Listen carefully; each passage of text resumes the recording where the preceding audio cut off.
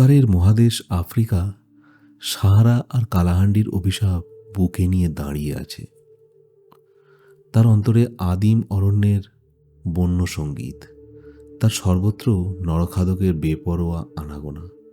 এই রহস্যময় আফ্রিকার বুকে দুঃসাহসী পদক্ষেপে শিকারী জে হান্টার অসংখ্য প্রাণী শিকার করেছেন আর দুর্দান্ত ঘটনার মাধ্যমে নিজের অভিজ্ঞতাকে পরিপূর্ণ করেছেন। হান্টারের শিকারের তালিকায় আছে বন্য হাতি, ভয়ঙ্কর চিতা, দুরন্ত ময়াল, হিংস্র বাঘ আর রক্তলোলুপ সিংহ। তার লিপিবদ্ধ অভিজ্ঞতা থেকে সুলেখক ও শিকারী ড্যানিয়েল ম্যাকিন্স এই পাণ্ডুলিপি রচনা করেছেন। প্রত্যক্ষ অভিজ্ঞতার জন্য উনি কেনিয়াতে যান অরণ্যের বাস্তবতা দেখতে। হান্টারের শ্রেষ্ঠ শিকার কাহিনী আফ্রিকান সাফারি। 1952 খ্রিস্টাব্দের মধ্যবর্তী কোনো এক সময়ে একদিন কেনিয়া শিকার বিভাগে আমার ডাক পড়ল। ওই বিভাগের অধিকর্তা ক্যাপ্টেন ATA রিচি ও PISCর দপ্তরে। ক্যাপ্টেন এমন একটা আকর্ষণীয় প্রস্তাব আমাকে উপহার দিলেন, সেটা মনে হয় ইতিপূর্বে কোনো শিকারীর পক্ষে কল্পনারও বাইরে। ক্যাপ্টেনের এই প্রস্তাবের অর্থ সম্পূর্ণরূপে উপলব্ধি করতে হলে কলোনির ওই স্থানের সেই সময়ের বিপর্যস্ত অবস্থাটা ভালো করে জানা দরকার। কেনিয়ার মধ্যবর্তী জায়গায় একটা চওড়া উপত্যকা আছে, যেখানে মাসাই নামে একটা বীর জাতি বাস করে। তীরধনুক তাদের চোখে অবজ্ঞার সামগ্রী, কারণ তাদের মতে তীরধনুক হলো কাপুরুষের অস্ত্র। তারা বলে শত্রুর মুখোমুখি হতে যারা ভয় পায় তারাই এই অস্ত্রের ব্যবহার করে। মাসাইদের যারা তরুণ যোদ্ধা, যাদের নাম হলো ওদের ভাষায় মোরান, তাদের প্রধান খাদ্য হলো দুধ আর তাজা রক্ত, কারণ তারা মনে করে যোদ্ধাদের খাদ্য এছাড়া আর কিছু হতে পারে না।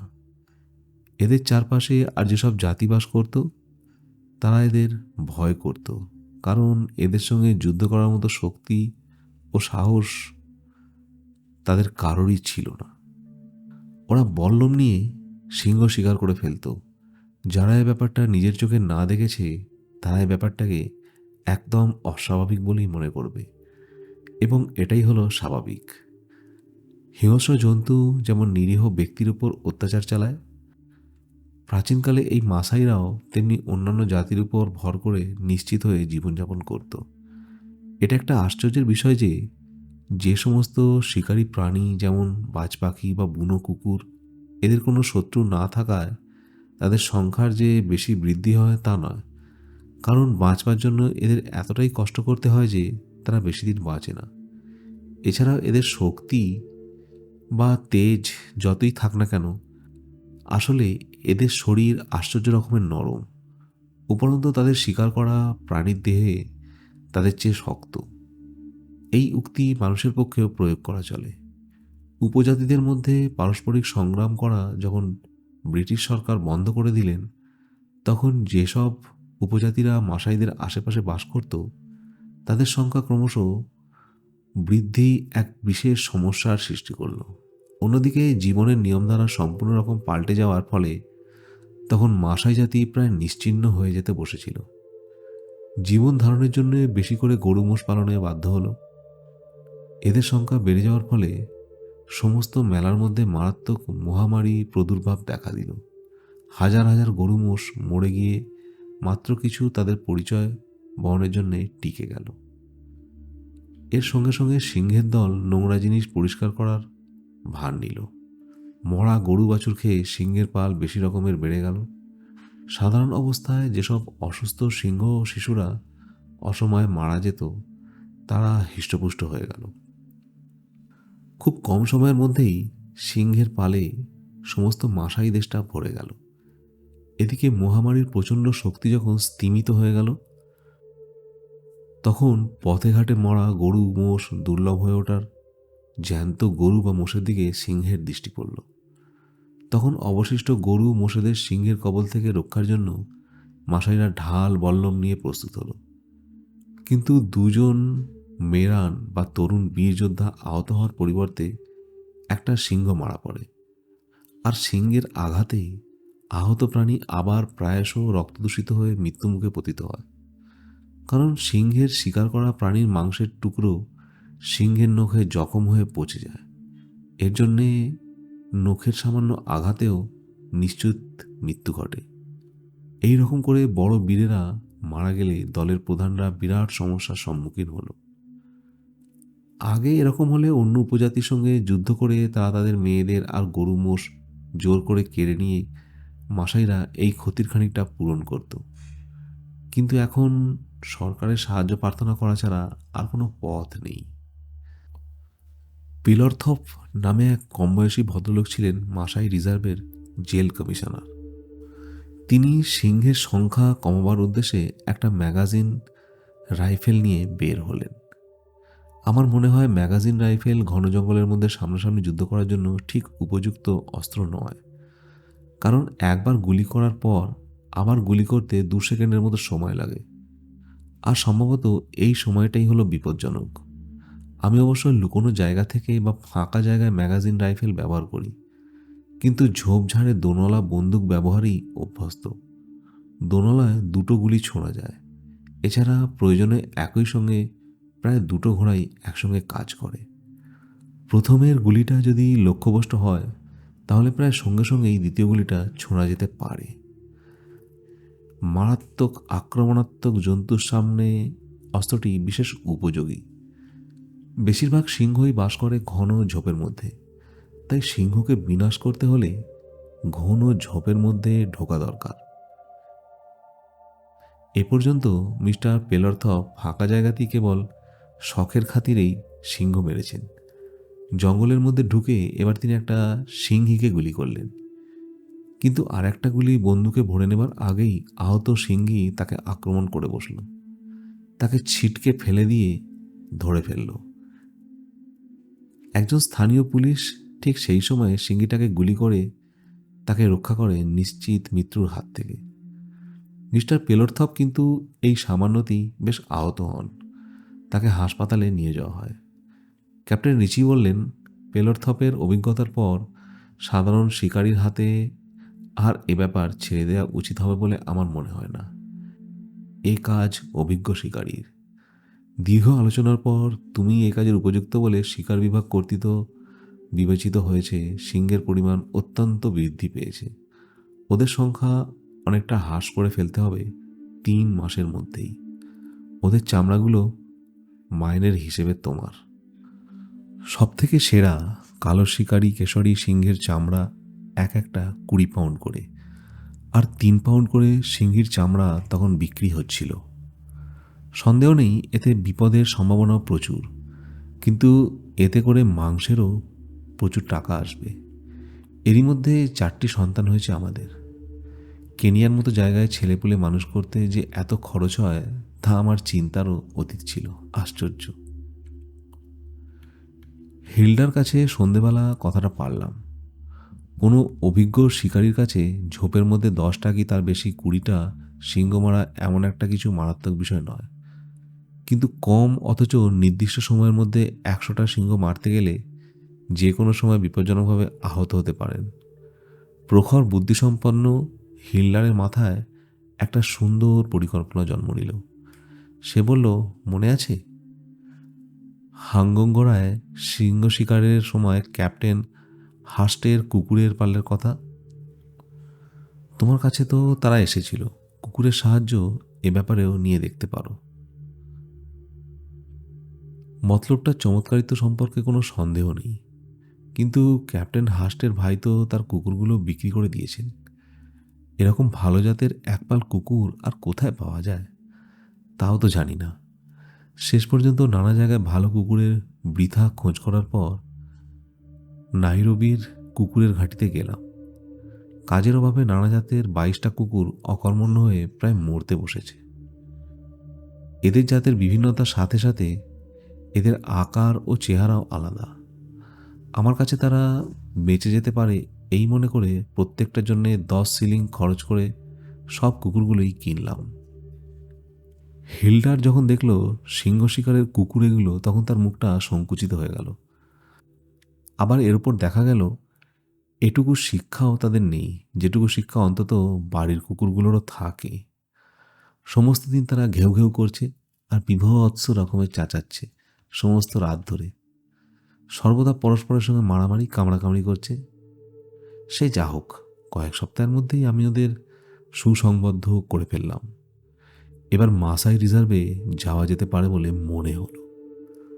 বনের বিভিন্ন জায়গায় টোপ বহন করার জন্য সরকার থেকে 6টা বলদ দেওয়া হলো। আমি বেরিয়ে পড়লাম, সঙ্গে রইল কুকুরের পাল।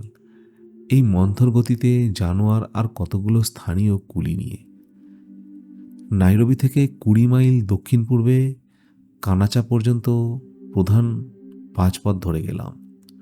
তারপর সেখান থেকে পশ্চিম দিকে। ক্রমান্বয়ে একদিন চলবার পর বন ক্রমে পাতলা হয়ে এলো। আমরা এলাম একটা সমান জায়গায়। কিউকদের বাড়ি আর প্রায় দেখাই যাচ্ছে না। এই কিউকরা কৃষিকার্যের মাধ্যমে জীবিকা নির্বাহ করে। দীর্ঘদিন ধরেই এই মাসাই জাতি এদের ওপর নানা রকম অত্যাচার করেছে, লুটপাটও করেছে। পেছনে পড়ে এলো চাষের ক্ষেত, এখন সামনে খালি ঘাসে ঢাকা চওড়া জমি, আর এখানে ওখানে প্রচুর শিকার ছড়ানো রয়েছে। ঘুরে বেড়ানোর পথে এইসব স্থান উপযুক্ত। সেই কোন প্রাচীনকাল থেকে এই জায়গায় জেব্রা আর অন্যান্য বুনো জন্তুদের পাশাপাশি মাসাইরা তাদের গরু মোষ চড়াত। এখানকার বায়ু শান্ত এবং বিশুদ্ধ, শ্বাস প্রশ্বাসের পক্ষে আনন্দদায়ক।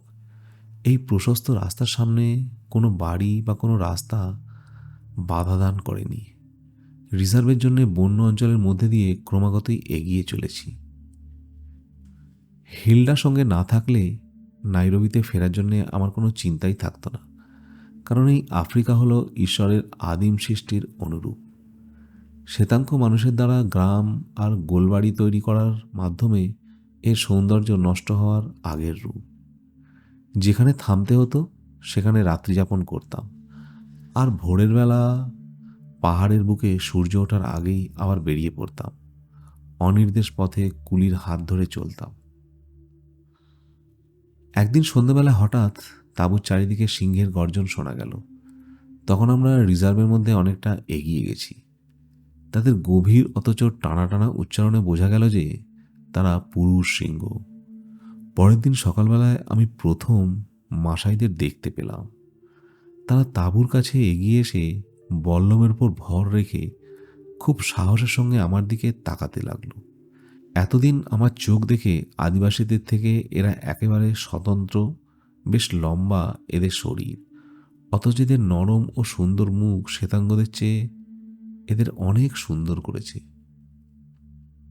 এরকম একটা কথা প্রচলিত আছে, বা এই মাসাইদের উত্তর পুরুষ হলো প্রাচীনকালের মিশরীয়রা।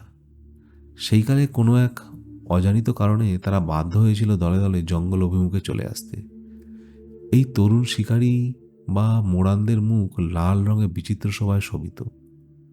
হাড় গুঁড়ো করা খড়ি দিয়ে আঁকা হয়েছে সেই ছবির সীমারেখা।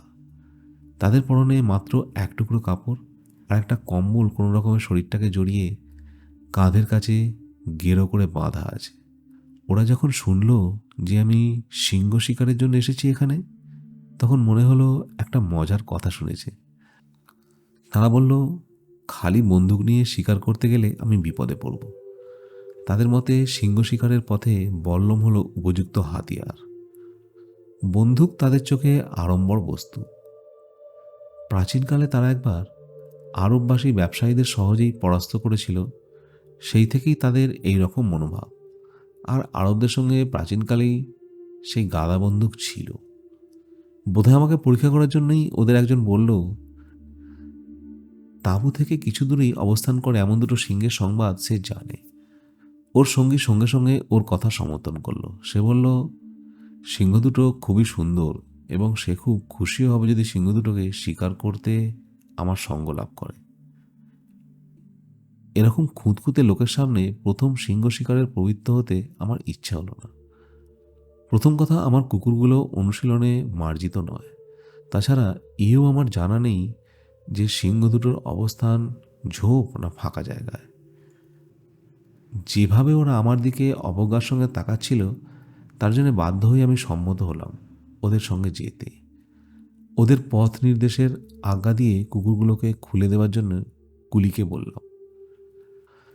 মাসাইদের পেছন পেছন একটা শুকনো নালার সামনে এসে উপস্থিত হলাম। বর্ষাকালে এখানে প্রচণ্ড বেগে জলের স্রোত বইত। পায়ের নিচের বালিতে সেখানে সিংহের পায়ের ছাপ পড়েছে। তাই দেখে দেখে মাসাইরা তাড়াতাড়ি কোনো কষ্ট না করেই এগোতে লাগলো। সন্দেহের সঙ্গে এই অজানা গন্ধ পরীক্ষার সঙ্গে শুঁকতে শুঁকতে কুকুরগুলো এগোতে লাগলো।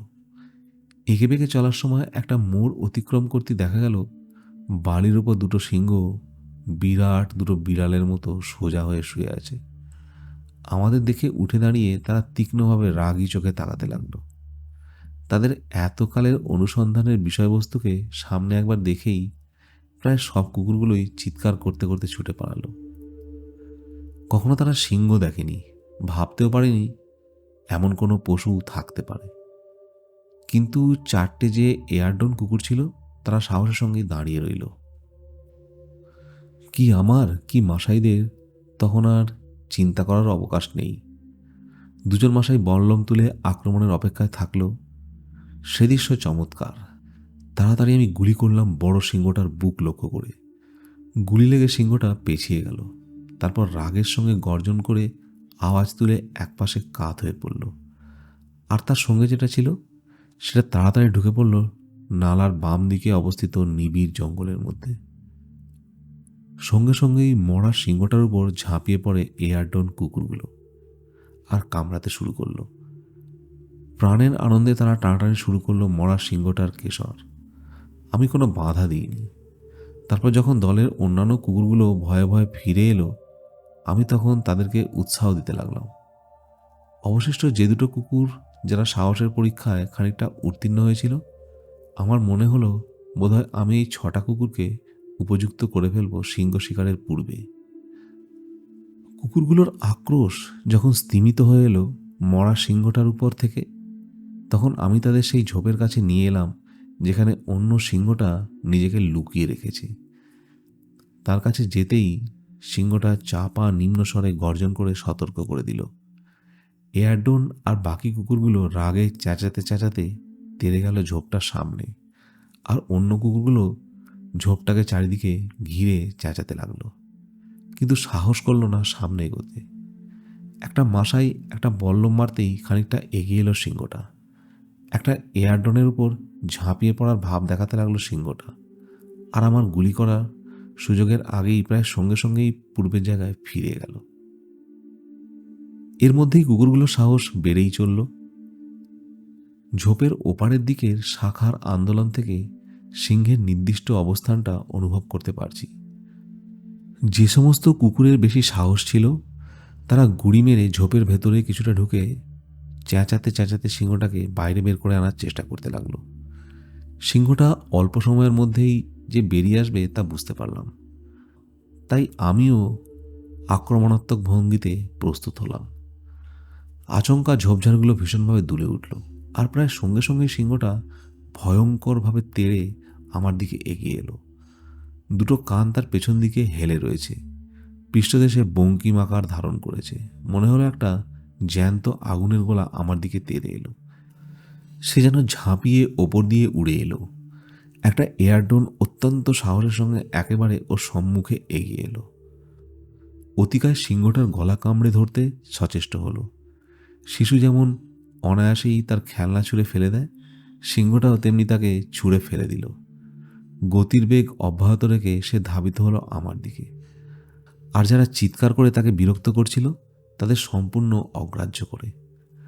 আমি গুলি করলাম 10 গজের মধ্যে এসে পড়তেই। ঠিক দু চোখের মাঝখানে গুলিটা বিঁধে গেল, আর একটুও নড়াচড়া না করে সিংহটা মাটিতে পড়ে গেল। সকালের ঠান্ডা শান্ত বাতাসে ছোট্ট গুলির গর্ত থেকে বেরিয়ে যাওয়া ধোঁয়াটা পাক খেতে খেতে ওপরে উঠে যেতে লাগলো। মাসাইরা আনন্দের চোটে যুদ্ধের নাচ নাচতে আরম্ভ করে দিল। একদিকে যুদ্ধের উত্তেজনা, তার উপর আবার এই দুটো সিংহের মরা দেহ নিজেরাই নিজেদের দখলের বাইরে চলে গেল। বল্লমটাকে খাড়া করে ধরে কোমরটাকে পিছন দিকে রেখে তারা সামনের দিকে হেলে দাঁড়িয়ে রইল। তারপরেই হঠাৎ সিধে হয়েই সঙ্গে সঙ্গে আগের মতোই ঝুঁকে দাঁড়ালো। আবার উত্তেজনার বৃদ্ধির সঙ্গে সঙ্গেই ওদের এই আশ্চর্য রকমের আলোচনার গতিও বৃদ্ধি পেতে লাগলো। শেষ পর্যন্ত ওদের আচরণ ঠিক যেন পিস্টনের মতো হয়ে দাঁড়ালো। এই ধরনের আবেগ আশ্চর্য রকমের। মাসাইদের এই ব্যবহার অতি সাধারণ। ওদের সঙ্গে বাস করে যেসব শ্বেতাঙ্গরা, তারা এদের কাঁপুনি বলে। এ ধরনের ব্যাপার এর আগে আমি আর কখনো দেখিনি। তাই আমার পক্ষে বোধগম্য হয় না যারা ক্রুদ্ধ সিংহের আক্রমণকে সামান্য বল্লম মাত্র দিয়ে বাধা দেয়, তার পক্ষে এরকম মৃগী রোগে আক্রান্ত ব্যক্তির মতো আচরণ কিভাবে সম্ভব হয়। সিংহটাকে মেরে ফেলে যে আনন্দটা আমার মধ্যে এসে গিয়েছিল, তা প্রতিহত হলো তখনই যখন দেখলাম মেরুদণ্ড ভেঙে পড়ে থাকা সেই এয়ারডন কুকুরটাকে, যেটা সিংহের মুখোমুখি হয়েছিল। যে সমস্ত কুকুর যারা ভয় পেয়ে দূর থেকে খালি ঘেউ ঘেউ করছিল, তারা এমন বীরত্বের সঙ্গে কামড়াতে লাগলো মরা সিংহটাকে, যেন মনে হচ্ছিল কতই সাহসী।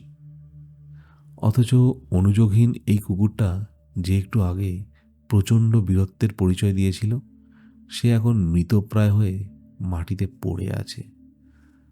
সমস্ত কষ্ট থেকে তাকে নিষ্কৃতি দেওয়া ব্যতীত আর কিছুই আমার করার ছিল না। সিংহের একেবারে মুখোমুখি হওয়া মানেই হলো মৃত্যুকে আলিঙ্গন করা। কোনো কুকুরের পক্ষেই একটা সিংহের হাত থেকে পালিয়ে যাওয়া এক প্রকার অসম্ভব। নিরাপদ দূরত্ব রেখে চিৎকার করাই হলো কুকুরের কাজ। কামড়ানো কখনোই উচিত নয়, যদি না তার মনিব অথবা তার বন্ধু সিংহের খপ্পরে না পড়ে। বহুবার আহত হয়ে ক্যাপ্টেন হাস্টের কুকুরদের এই শিক্ষাই ভালো করে জানা হয়ে গিয়েছিল। সে শিক্ষা গ্রহণের পূর্বেই হতভাগ্য এয়ারডন মারা পড়ল। তার মৃত্যু থেকে বাকি কুকুরগুলো এই শিক্ষাই পাবে, এটাই এখন আমার একমাত্র আশা। অদূর ভবিষ্যতে ওদের শিকারের উৎসাহ জানানোর জন্যে মরা সিংহটাকে আমি টেনে এনে কুকুরদের সামনে ফেলে দিলাম। প্রথমে এটা তাদের কাছে প্রিয় হয়নি, কিন্তু শেষ পর্যন্ত খাবলা খাবলা করে ওই মাংস খাবার জন্যে তাদের মধ্যে ঝগড়ার সৃষ্টি হতে চলল। সিংহটার চামড়াটা কুলিদের দিয়ে ছাড়িয়ে নিয়ে ফিরলাম তাঁবুর দিকে। আফ্রিকায় বেতারের মতো তাড়াতাড়ি সংবাদ ছড়ায়। একদল তরুণ বীরকে আমার অভ্যর্থনার জন্য প্রস্তুত থাকতে দেখলাম। যখন আমি তাঁবুতে ফিরলাম, ঠিক তখন মনে হয় গুলির শব্দ পেয়েই ওরা তাড়াতাড়ি চলে এসেছে। এছাড়া অন্য কারণ আমার চিন্তার বাইরে ছিল। তখন আনন্দের উচ্ছ্বাস প্রবল হলো। আগে সেই মাসাই দুটো সংবাদ দিল যে ওরা আমায় এমন একটা জায়গায় নিয়ে যাবে যেখানে এখানের থেকেও সিংহর সংখ্যা বেশি। ওরা আমাকে এখনই নিয়ে যাবার ইচ্ছা প্রকাশ করতেই আমি আপত্তি করলাম। বললাম যে কালকের আগে তাঁবু গোটানো এক প্রকার অসম্ভব। বন্দুকের লক্ষ্যটা একমুখী করতে করতেই সমস্ত বিকালটা কেটে গেল। কারণ যে দুটো গুলি দিয়ে আমি সকালে সিংহ দুটোকে মেরেছিলাম, সে দুটো সেখানে বিদ্ধ হয়নি। হওয়ার কথা ছিল যেখানে কুকুরগুলোকে সঙ্গে নিয়েছিলাম। আর লক্ষ্য করছিলাম ভালো করে যে ওরা গুলির শব্দ শুনে কি করে। দেখলাম একটা মাত্র কুকুরই গুলির শব্দ শুনে ভয় পায়। তাই দিয়ে গেলাম সেটা বুড়ো মাসাইকে। কুকুরটা পেয়ে সেও খুশি হলো। আমরা বেরিয়ে পড়লাম পরদিন ভোরবেলায়। ঘাড়ের ওপর মোষের চামড়ার বিরাট ঢাল ফেলে আর বল্লম উঁচিয়ে মাসাইরা সঙ্গে চলল। প্রায় 50 পাউন্ডের এই ঢালগুলো, অথচ জর্না সেগুলো হালকা পালকের মতোই বয়ে নিয়ে চলল। লাল, কালো, সাদা, বিভিন্ন রঙের অনেক বিচিত্র ছবি তাতে আঁকা। মাসাইরা ঢাল দেখে বলে দিতে পারে কোথায় বাস এদের মালিকের, ধাসে কোন জোয়ান দলের যোদ্ধা সে, সেই দলে তার স্থান কীরকম। যে সভ্য কোনো বয়সের সৈন্যদলের তার নাম কি, সিংহ শিকারের কিংবা যুদ্ধের ব্যাপারে সে করেছে কি এবং কটি বীরত্বের কাজ, এ সবই বলে দিতে পারা যায়। দুপুরবেলায় এম্বার শাহ পর্বতমালার পাদদেশে এসে পৌঁছালাম। অসংখ্য বুনো ফুলে আর কমল ছোট ছোট ঘাসে সুবৃহৎ শৈলশিরাগুলি পাহাড় থেকে নেমে গেছে উপত্যকার বুকে। যোদ্ধারা সেই শৈলশিরায় উঠে গেল ঠিক কি যেন হরিণের মতো লাফাতে লাফাতে। বেশি ওপরে বল্লমগুলোকে নিয়ে কিন্তু বিপদ হলো। অনেক কষ্ট করে, অনেক এঁকে বেঁকে তারপর তারা ওপরে উঠল। একটা শৈলশিরার ওপরে উঠে 2 মাইলের মতো সমান জায়গা, তারপরে আবার নামতে হবে। কারণ এর পরেই আর একটা উপত্যকা। এভাবে কিছুক্ষণ নামা ওঠার পালা চলতে লাগলো। সেখানে একটা ঝোপের পাশ কাটিয়ে স্রোতহীন কাদা ভরা একটা নদীর পাড়ে আমরা এলাম। এসে দেখলাম বড় বড় সিংহ বিশিষ্ট গরুদের একদল বয়স্ক পুরুষ ও রমণী জল খাওয়াচ্ছে। গরুগুলোর আকৃতি যেন কতকটা ষাঁড়ের মতো, অনুরূপ কুঁজও তেমনি তাদের পিঠে, তাদের গায়ের নানা রং। এই রং দেখেই তারা কোন বংশে জন্মেছে তা মশাইরা বুঝতে পারে। অত্যন্ত কৌতূহলী হয়ে বৃদ্ধ লোকগুলো আমাদের চারপাশে জড়ো হলো, আর মোরানরা ব্যস্ত হলো ওদের চেঁচিয়ে বোঝাতে বল্লমের নাড়াচাড়ায় হাত পায়ের বিভিন্ন অঙ্গভঙ্গি করে। কেমন করে আমি ওই সিংহ দুটোকে শিকার করেছি সামান্য কয়েক মিনিটের মধ্যেই ব্যাপারটা শোনার পর দেখলাম বুড়োগুলোর মুখ কীরকম উজ্জ্বল হয়ে উঠল, আর অতিরিক্ত উত্তেজনায় বশবর্তী হয়ে শিশুরা খুব উৎসাহী হয়ে জোয়ানদের হাত পানার নকল করতে লাগলো। যখন শুনলাম যে কয়েকদিন আগে সিংহের আক্রমণে 6টা দামি গরু মারা পড়েছে, আর 2জন রাখাল তাদের রক্ষা করতে গিয়ে মারা পড়েছে সিংহের হাতে, তখন বুঝলাম যে উপযুক্ত জায়গাতেই এসে পৌঁছেছি আমরা। অত্যন্ত উৎসাহের সঙ্গে ওদের গ্রামে ওরা আমায় নিয়ে চলল। মনে হয়েছিল এখানে কিউকদের মতো প্রচুর চালাঘর চোখে পড়বে, কিন্তু ততক্ষণ পর্যন্ত কোনো বোঝারই জো নেই যে এখানেও একটা গ্রাম আছে। যতক্ষণ না ওপরে ওঠা যায়, ঘন নিবিড় ঝোপ ছাড়া আর কিছুই আছে তা ভাবাই যায় না। মানুষের সমান কাঁটা ঝোপের বোমা দিয়ে গ্রামের চারিদিক ঘেরা, আর বুক সমান বাড়িগুলো উঁচু। ঘরগুলো তৈরি করা হয়েছে ওয়াটম গাছের কাঠামোর উপর গোবর মাখিয়ে। অবশ্য তাতে কোনো গন্ধই পাওয়া যায় না, কারণ গোবরগুলো ইটের মতো শক্ত হয়ে গেছে রোদে পুড়ে পুড়ে। প্রায় অর্ধেক নিচু হয়ে ঘরে ঢোকা গেল। বেশিরভাগ অধিবাসীদের বাড়ি যেরকম হয় সেরকম নয়। ওয়াটম দিয়ে ছোট ছোট ভাগ করে করা হয়েছে কুটিরগুলোকে। দেওয়ালে একটা মাঝারি রকমের গর্ত, এছাড়া জানলা বলে আলাদা কিছু নেই। বাড়ির ভেতরটায় আলো না থাকলেও সেখানটা তৃপ্তিকর রকমের ঠান্ডা। কিছুক্ষণ বিশ্রামের পর ওদের মেয়েরা কমলা রঙের একটা সরু গলা লাউয়ে করে দুধ দিয়ে খেলো খেতে। সেটা খেয়ে আমি মরা গরুগুলোকে ভালো করে দেখবার জন্য বাড়ি থেকে বেরোলাম। কিন্তু মাসাইরা তাদের প্রায় সমস্ত মাংসটাই নিয়ে গেছে দেখে আমি দুঃখিত হলাম। বেশিরভাগ ক্ষেত্রেই সিংহকে মাংসের লোভে তার শিকারের কাছে ফিরে আসতে দেখা যায়। তাই মরা জন্তুর মাংস চমৎকার টোপের কাজ করে। মাসাইদের ক্রমশ বুঝিয়ে বলতেই ওরা বলল, এখান থেকে প্রায় 50 গজ দূরে একটা মরা বাছুর পড়ে আছে, সেটার মাংস ছোঁয়নি কেউ। মরা বাছুরটার কাছে গিয়ে পরীক্ষা করে দেখলাম এখনও তার দেহে যথেষ্ট মাংস আছে, যদিও তার পুরো পেটটাই সিংহটা খেয়ে গেছে। ঝোপের মধ্যে সেটা 2টো রাখালের মৃতদেহ পড়ে আছে ঠিকই, কিন্তু সিংহ আর হায়না তাদের দেহের সবটুকু মাংসই খেয়ে ফেলেছে। মাসাইরা জঙ্গলের স্বাভাবিক মুর্দা ফরাসের ওপরই মৃতদেহের দায়িত্ব চাপিয়ে দেয়। নিজেরা মরা দেহটাতে মাটি খুঁড়ে কবর দেয় না। আসলে এই সিংহগুলোকে ঠিক মানুষ খেকোর পর্যায়ে ফেলা যায় না। তখনই তারা রাখালদের মারতে সচেষ্ট হয় যখন তারা তাদের তাড়িয়ে দেওয়ার চেষ্টা করে। দেখা গেছে এমন একটা আশ্চর্য ব্যাপার যে সিংহ যেমন কোনো বুনো জানোয়ারকে আক্রমণ করে, তখন তাকে তাড়িয়ে দেওয়া যতটা সহজ হয় ঠিক ততটা সহজ নয়, বরঞ্চ একরকম অসম্ভবই। কোনো গৃহপালিত জন্তুকে সিংহের আক্রমণের হাত থেকে বাঁচানোর জন্য সে শিকারকে প্রাণপণে আঁকড়ে ধরে। সিংহের ছাপ দেখে এগোতে এগোতে দেখলাম সেটা ঢুকেছে একটা ঘন পাতা ঘেরা ঝোপের মধ্যে। সে কখন রাত্রি হবে তার জন্য অপেক্ষা করছে, কখন আবার সে ফিরে আসবে তার শিকারের কাছে। মাসাইরা বললে তারা যখন সন্ধেবেলা তাদের গরু মোষ নিয়ে বাড়ি ফেরে তখন তারা জন্তুদের তাড়া দেয় চিৎকার করে। সিংহ এই চিৎকার শুনেই বুঝতে পারে যে তার পথে আর কোনো বাধা নেই। তখন একটু পরেই সে ফিরে আসে তার শিকারের কাছে। সেদিন একটু বিকেল থাকতে থাকতেই ওদের গরু মোষ নিয়ে ফিরে আসতে বললাম, কারণ মরা বাছুরটাকে আগলে লুকিয়ে থাকবো আমি। বুড়োরা খুব খুশি হলো একথা শুনে। এই ষড়যন্ত্রটা নিশ্চয়ই সফল হবে একথাও বলল তারা, কারণ নন্দীদের এই চালটা যুদ্ধের সময় প্রত্যেকেরই সফল হয়েছে। আর একরকমের যোদ্ধা জাত হলো এই নন্দীরা। মাসাইদের সঙ্গে এরা মাঝে মাঝে সংঘর্ষে লিপ্ত হতো। মাসাইরা যখন খবর পেত যে নিকটবর্তী স্থানে কোনো নন্দী যোদ্ধা দলের অবস্থান ঘটেছে, তখনই তারা প্রচণ্ড চেঁচামেচি হট্টগোল করে তাদের গরু মোষ কেড়ে নিয়ে ঘরে ফিরত।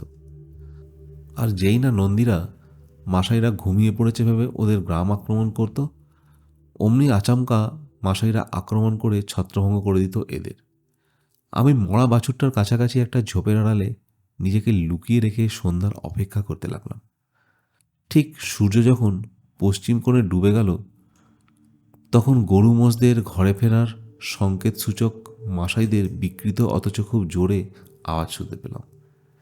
একটু একটু করে ক্রমশ ওদের গলার আওয়াজ নিস্তেজ হয়ে যেতে শুনতে পেলাম। অকস্মাৎ কুকুরের মতো 3টে কেশরী সিংহকে বসে কান খাড়া করে এই ক্রমশ স্তিমিত হয়ে যাওয়া শব্দটা শুনছে দেখতে পেলাম।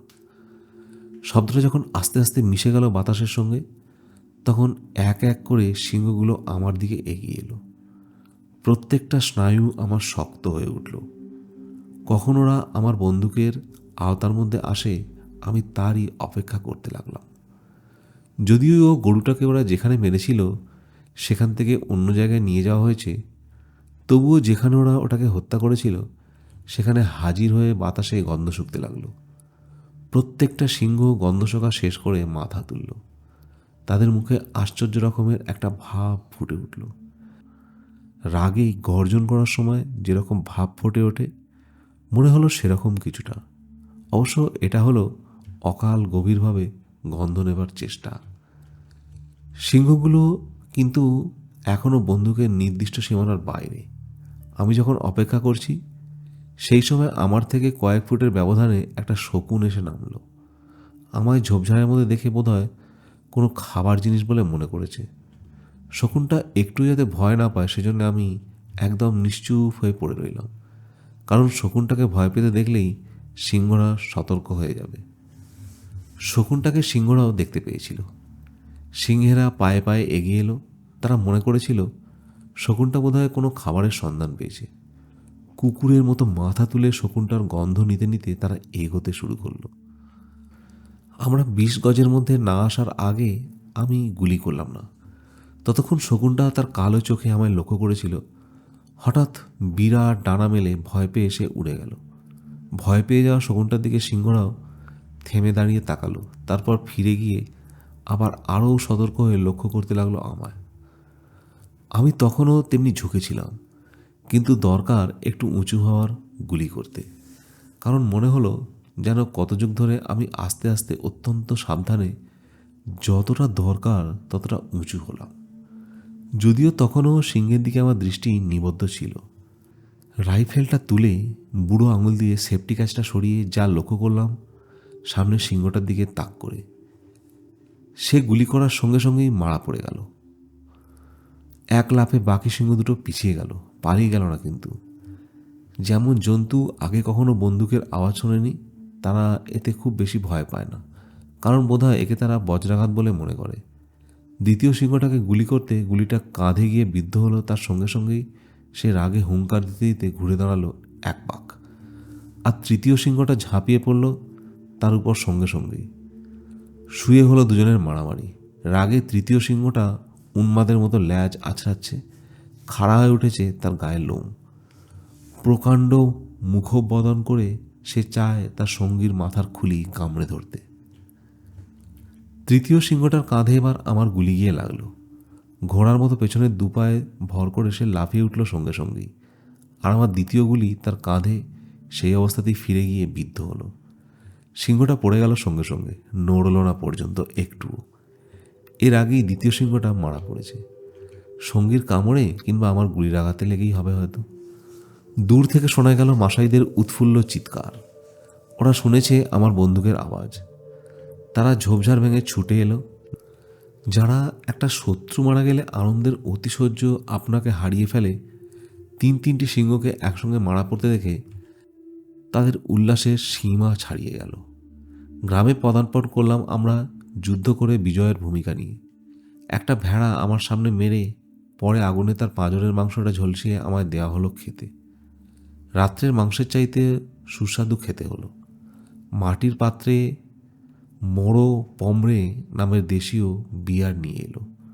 দু হাতে ধরে এক ঢোক পান করে পাশের লোকটাকে দিল। এভাবেই প্রত্যেকের কাছেই পান পাত্রটা ঘুরতে থাকলো।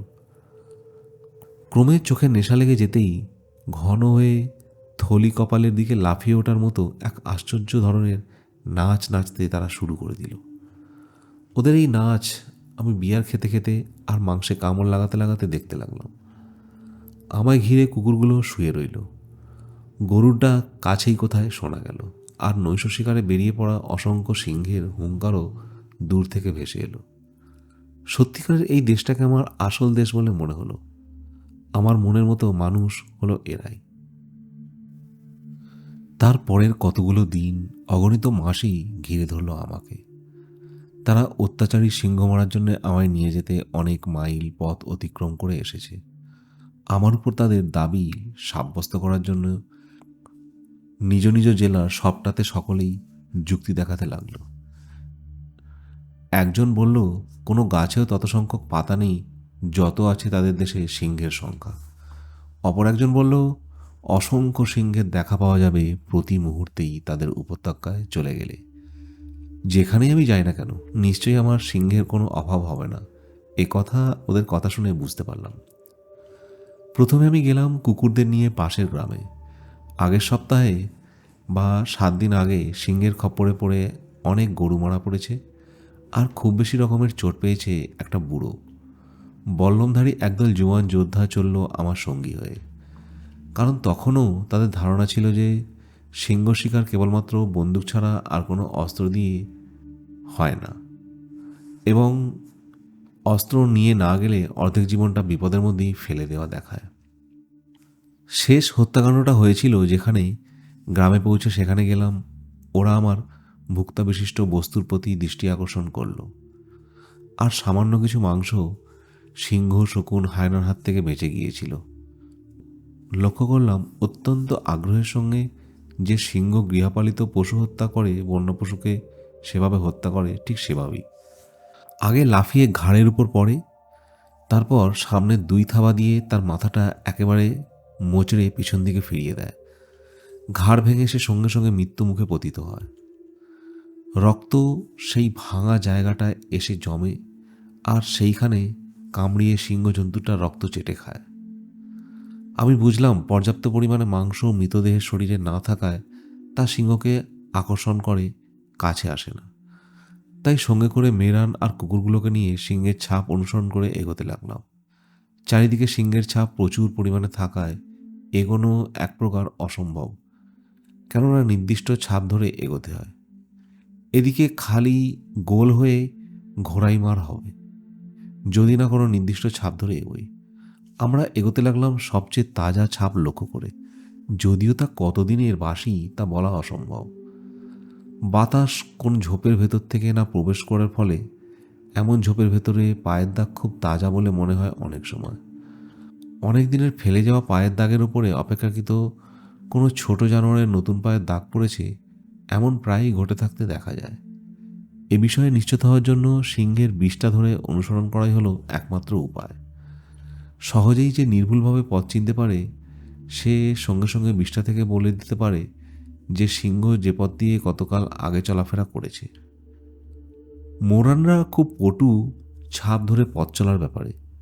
ঝোপের ছোট্ট ডাল তুলে তারা প্রায়ই আমার অদেখা চিহ্নগুলো সম্পর্কে আমাকে অভিহিত করতে লাগলো।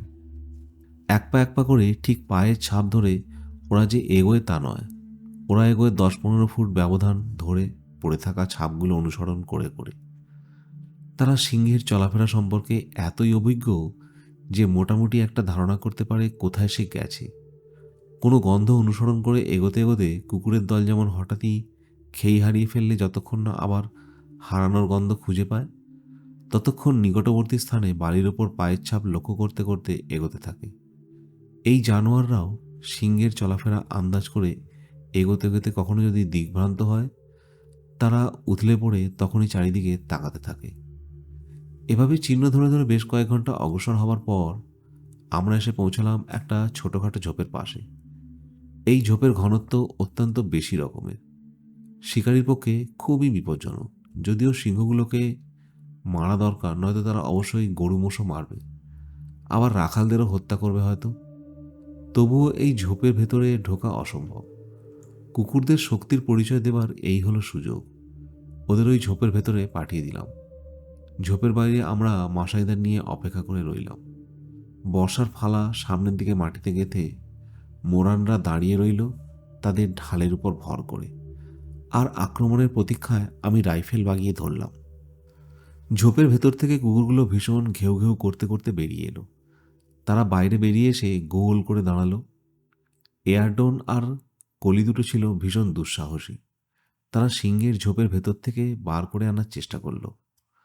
আগে থেকে কোনো ইঙ্গিত মাত্র না করে হঠাৎ আচমকা ঝোপ থেকে বেরিয়ে একটা সিংহ কুকুরগুলোর দিকে ধেয়ে এলো। কুকুরগুলো সিংহের জন্য তাড়াতাড়ি পথ করে দিল। সিংহ তবুও কিন্তু একটা কুকুরকে নাগালের মধ্যে পেয়ে তাকে মাটিতে পেড়ে ফেলল প্রচণ্ড থাবার আঘাতে। ব্যাপারটা এত তাড়াতাড়ি ঘটে গেল যে কুকুরটাকে শুদ্ধ মাটিতে পড়ে থাকতে দেখা গেল। বাকি কুকুরগুলো সিংহের দিকে সঙ্গে সঙ্গে তেড়ে গেল আর পেছন থেকে ঘেউ ঘেউ শুরু করলো।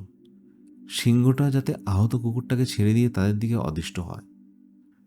দক্ষ বক্সিং লড়াইয়ের মতো সিংহটা ফিরে বিদ্যুতের বেগে তাদের দিকে চাইলে বাঁয়ে থাবা চালাতে লাগলো। আমি তখন গুলি ছুড়লাম। আমার গুলি করার সঙ্গে সঙ্গেই সিংহটা অনেকটা লাফিয়ে উঠল এবং সে মুহূর্তে মাটিতে আছড়ে পড়ল। কুকুরের পাল ঝাঁপিয়ে পড়ল তার ওপর। আচমকা খানিকটা দূর থেকে আর একটা সিংহকে বেরিয়ে আসতে দেখা গেল। যখন কুকুরগুলোকে আমি ডেকে ফিরিয়ে নিতে উদ্যত হচ্ছিলাম, সঙ্গে সঙ্গে বল্লম উঁচু করে ধরে মাসাইরা ওদের ভাষায় প্রচণ্ড চিৎকার করতে করতে আক্রমণ করল। সিংহটা 20 ফুটের মতো এক একটা লাফে ছুটে চলল প্রস্তরের ওপর দিয়ে। পেছন পেছন ছুটে চলল মাসাই শিকারীরা আর কুকুরগুলো। সিংহটা কিছু দূর এগিয়েছিল মাত্র, কিন্তু শেষ পর্যন্ত কুকুরদের হাতে বন্দী হলো সে। পেছনে পড়ে আমি হাঁপাচ্ছিলাম। যখন আমি সেখানে উপস্থিত হলাম, লক্ষ্য করলাম বৃত্তাকারে দাঁড়ানো কুকুরগুলোর মাঝখানে সিংহটা বন্দী। বল্লম বাগিয়ে মাসাইরা গোল হয়ে ক্রমশ তার দিকে এগিয়ে আসছে। চিৎকার করে নির্বোধগুলোকে নিষেধ করলাম। ইতস্তত করতে লাগলো তারা তবু। আর কুকুরগুলোর গায়ে যাতে গুলি না লাগে এরকম সতর্ক হয়ে রাইফেলটা তুলে নিলাম। হঠাৎ সিংহটা আমায় দেখেই আক্রমণ করে বসল। সেই কুকুরগুলোর উপর দিয়েই তীর বেগে এগিয়ে এলো আমার দিকে। যতক্ষণ না কুকুরগুলোর কাছ থেকে সরে আসছে ততক্ষণ অপেক্ষা করলাম, তারপর গুলি করলাম। সিংহটার গায়ে প্রথম গুলিটা বিদ্ধ হতে মাটিতে পড়ে ধুলো কাদা মাখতে লাগলো আর ছটফট করতে লাগলো, কিন্তু কিছুক্ষণ পরেই সে উঠে স্থির হয়ে দাঁড়িয়ে রইল। গুলি করার পক্ষে তখন আর কোনোই অসুবিধা রইল না। দ্বিতীয় গুলিটা সিংহটার বুকে লাগতেই সঙ্গে সঙ্গে মারা গেল সেটা। কয়েক সপ্তাহ ধরে আমি 50টারও বেশি সিংহ শিকার করলাম কুকুরগুলোর সাহায্য নিয়ে। ইদানিং কুকুরগুলো কয়েকটা সঙ্গীকে মারা পড়তে দেখে অনেকটা সাবধান হয়ে পড়েছিল। খুব সতর্ক হয়ে এড়িয়ে যেত সিংহের সামনে। সিংহকে কখনো কোনো কুকুরকে কামড়াতে দেখিনি। বিরক্ত হয়ে কুকুরগুলো লক্ষ্য করতে অত্যন্ত দ্রুতভাবে থাবা চালাতে লাগে কামড়াবার পক্ষে উপযুক্ত বলে কুকুরগুলোকে যে সেভাবেই ভাবতে পারে না। যখন কোনো কুকুর সঙ্গীকে সিংহীর খপ্পর থেকে বাঁচানোর জন্যে সচেষ্ট হয় তখন সে সিংহের উপর ঝাঁপিয়ে পড়ে। তার চামড়া না ধরে আঁকড়ে ধরে তার কেশর, কারণ কেশর চামড়ার চেয়ে ধরে থাকা সহজ। কিন্তু ঝোপের মধ্যে সিংহের অনেক বেশি সুবিধে, ফলে আমাকে সাবধান হতে হলো। শেষ পর্যন্ত অনেক বেশি কুকুরকে মারা যেতে দেখি। খালি যখন সিংহের অত্যাচারের মাত্রা বেড়ে যাওয়ার সংবাদ আসবে, যখন তখন দেশের ওদের ব্যবহার করব বলে মনস্থির করলাম। ওদের অন্য সময় তাঁবুতে রেখে একাই যথাসাধ্য সিংহ শিকার করতাম। একা শিকার করতে বেরিয়ে একদিন সন্ধ্যাবেলা তাড়াইয়ে ঝোপ জঙ্গলের মধ্যে পথ হারিয়ে গেল। আগের পথ ধরে চেষ্টা করছি তাঁবুর দিকে ফিরে আসতে, কিন্তু রাত্রি নেমে এলো তাঁবুতে। পৌঁছবার আগেই পথ চিনে আমার পক্ষে ফেরা অসম্ভব হয়ে পড়ল না। একটা ঝড়ের আশঙ্কা বিকাল থেকেই করা যাচ্ছিল। সেই ঝড় এতক্ষণে দূরের শৈলশিলার উপর নেমে এলো। বিদ্যুতের আলোর পথ চিনে চলা কিছুক্ষণের জন্য সম্ভব হলো, কারণ পাহাড়গুলো থেকে যেখানে ঝড় বইছে সেখানকার দূরত্ব সম্পর্কে আমার মোটামুটি একটা ধারণা ছিল। ঝড়ের প্রচণ্ডতা যখন প্রায় মধ্যরাত্রিতে স্তিমিত হয়ে এলো, তখন সেই অন্ধকারে অন্ধের মতো হাতড়াতে হাতড়াতে এগোতে শুরু করলাম। কিছুক্ষণ বাদে গরুর গলার ঘণ্টার শব্দ গোয়াল থেকে আমার কানে এসে বাজল। সেই শব্দ বড় মধুর বোধ হলো। চলতে চলতে আর সঙ্গে সঙ্গে চিৎকার করতে করতে সেই শব্দ অনুসরণ করে এগোতে লাগলাম। আমার চিৎকারের উত্তর এলো একটু পরেই। একটা আলো চোখে পড়তে সেই আলোয় মাসাইদের গোবর লেপা একটি কুটির চোখে পড়ল, আর যথারীতি কাঁটা ঝোপে ঘেরা একটা গোয়াল তার পাশেই রয়েছে। তাড়াতাড়ি আমায় মাসাই দম্পতি ঘরে নিয়ে আগুন জ্বালালো। পুরুষটি জোয়ান নয়, কারণ তার বয়স 46-এরও বেশি। সুতরাং মাসাইদের হিসেবে তাদের বৃদ্ধ অবস্থা। শেষ পর্যন্ত সিংহের মুখে একদিন তাকে ফেলে দেওয়া হবে। সে সিংহ শিকারী হিসেবে আমার নাম শুনেছে। যে ব্যগ্র হয়ে আমার সম্বন্ধে আমার বন্দুক ও সেই বন্দুক দিয়ে আমার হাতে কত জন্তু মারা পড়েছে তা প্রশ্নের পর প্রশ্ন করে জানতে লাগল। ওই বৃদ্ধ লোকটির নাম কিরাকাঙ্গানো। ওর বাবা অনেক বছর আগে গন্ডারের হাতে মারা গিয়েছিল। একটা বিজাতীয় ঘৃণার উদ্রেক সেই থেকে ওর সমস্ত হিংস্র জন্তুর ওপর। তার সারা জীবনের প্রধান কাজ হয়ে দাঁড়ায় তাদের মেরে ফেলা। বল্লম দিয়ে সিংহ ও মহিষ শিকারের অবিশ্বাস্য কাহিনী সব শোনালো আমায়। অথচ মাসাইদের সত্যবাদিতা সম্পর্কে আমার বিশেষরূপে অবগত ছিলাম। বেশিরভাগ মাসাইদের মতো কিরাকাঙ্গানো তাদের গরু বা স্ত্রীর সংখ্যা নিয়ে গর্ব করে না। ওর একমাত্র আনন্দ হলো ঢাল আর বল্লম নিয়ে ঘন ঝোপে ঝাড়ে হিংস্র জন্তুদের সঙ্গে লড়াই করা। সেও শিকার করতে আমার মতো ভালোবাসে। ওদের ভাষা আমি এরই মধ্যে খানিকটা শিখে ফেলেছিলাম। সে আমার সঙ্গী হিসেবে আর পথ দেখিয়ে নিয়ে চলার জন্য আমার সঙ্গে যেতে ইচ্ছুক কিনা সে কথা তাকে জিজ্ঞেস করলাম। সঙ্গে সঙ্গে সে একটি কথাও না বলে উঠে পড়ল, তুলে নিল তার ঢাল আর বল্লম। জিজ্ঞাসা করল কখন যাত্রা শুরু হবে। ভবিষ্যতে কিরাকাঙ্গানো আমার ডান হাত হয়ে পড়েছিল, ঠিক যেন আমার রাইফেলের আর একটা নল। সম্পূর্ণ নির্ভীক অথচ পথপ্রদর্শক হিসেবে অপূর্ব এই লোকটার উপর আমার সম্পূর্ণ বিশ্বাস ছিল। বড় একটা এরকম মানুষ চোখে পড়ে না। এমন কতবার হয়েছে যে ধেয়ে আসা জন্তুকে দুটো গুলি ছুঁড়েও থামাতে না পেরে দ্বিতীয় রাইফেলের জন্য হাত বাড়িয়ে দেখি কোথায় সঙ্গীটা পালিয়ে গেছে। কিরাকাঙ্গানো কিন্তু আমাকে কখনো এরকম বিপদের মুখে ফেলে পালায়নি। সে শুধু বিশ্বাসী তাই নয়, সে ঝোপঝাড়ের ব্যাপারেও খুব দক্ষ। ঠিক বুনো জানোয়ারদের মতো সে চিন্তাও করতে পারত। তাই অনেক আগে থাকতেই সে প্রস্তুত থাকত জন্তুর আচার আচরণ অনুমান নিয়ে। শৈলশিরার মধ্যবর্তী নালাগুলোর ভেতরে যাতে পরিকল্পনা অনুযায়ী সুন্দরভাবে অনুসন্ধানের কাজ চালানো সম্ভব হয়, সেই জন্য কিরাকাঙ্গানোকে দলপতি করে আরও ছোট ছোট বল্লমধারীর দলে সকলকে ভাগ করে দিলাম। নিবিড় জঙ্গলে এইসব নালাগুলো কড়া সিংহের দিনের বেলায় এখানে এসে বিশ্রাম করে। আমি এর এক কোণে থাকতাম, আর ঢাল বল্লম দিয়ে চেঁচাতে চেঁচাতে আর আস্ফালন করতে করতে সিংহদের ঝোপঝাড় ভেঙে তাড়া দিতেই তারা ছুটে যেত। আমি সেখানে ছিলাম তার নিচ দিয়ে। আমি এদের দৃষ্টি ও ঘ্রাণ শক্তির আওতার বাইরে থাকতাম। অত্যন্ত কম সময়ের মধ্যে এইভাবে একবার আমি 7টা সিংহকে হত্যা করি।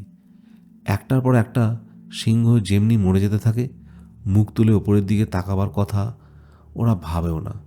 খালি কোথায় থেকে যে গুলি আসছে তা দেখার জন্য বাকিগুলো গর্জন করে পাক খেতে খেতে তেড়ে আসে।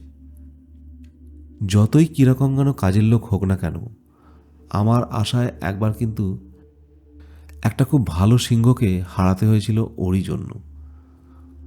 এরকম হলো ঘটনাটা। কোনো গ্রামবাসীগণ কর্তৃক সিংহকে আক্রমণ থেকে তাদের গৃহপালিত পশুদের রক্ষাকল্পে আমার সাহায্য চাওয়া হলে আমি সেই গ্রামের উদ্দেশ্যে বেরিয়ে পড়লাম। সঙ্গে থাকলেও কিরাকাঙ্গনা। গ্রামের যখন উপস্থিত হলাম আমরা, তার আগেই সন্ধ্যার অন্ধকার নেমে এসেছে পৃথিবীর বুকে।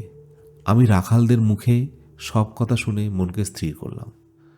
একটা জেব্রাকে মেরে টোপ হিসেবে সেটাকে কাজে লাগাবো। জেব্রার খোঁজে বেরিয়ে পড়লাম। সঙ্গে অবশ্য কিরাকাঙ্গানো। একটা পুরুষ জেব্রাকে আমি গুলি করলাম। তখন সূর্য অস্ত যাচ্ছে, কিন্তু তার শরীরের একেবারে পেছন দিকে গুলিটা গিয়ে বিদ্ধ হলো।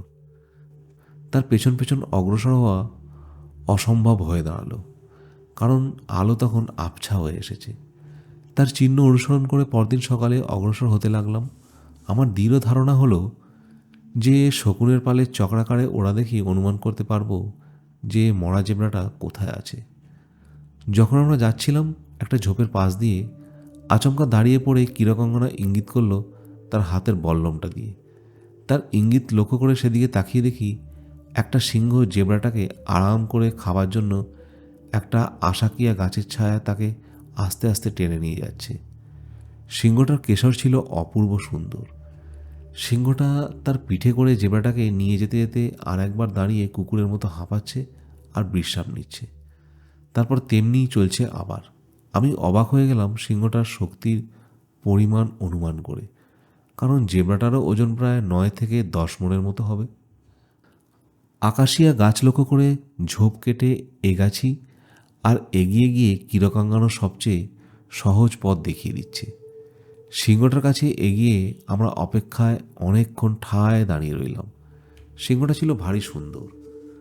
শরীরের সামনের দিকটা ঘন কেশরের আড়াল থেকেই দেখা যাচ্ছে না। যে সমস্ত সিংহ ঘন জঙ্গলে থাকে তাদের ঘাড়ে এমন কেশর প্রায়ই দেখা যায় না, কারণ ঝোপে ঝাড়ের গায়ে তাদের কেশর আটকে গিয়ে প্রায়ই কেশর ছিঁড়ে যায়। আরেকটু সিংহটা এগিয়ে আসতেই লক্ষ্য করলাম আমার পাশে দাঁড়িয়ে কিরকাঙ্গানো অধীর্য হয়ে পড়েছে।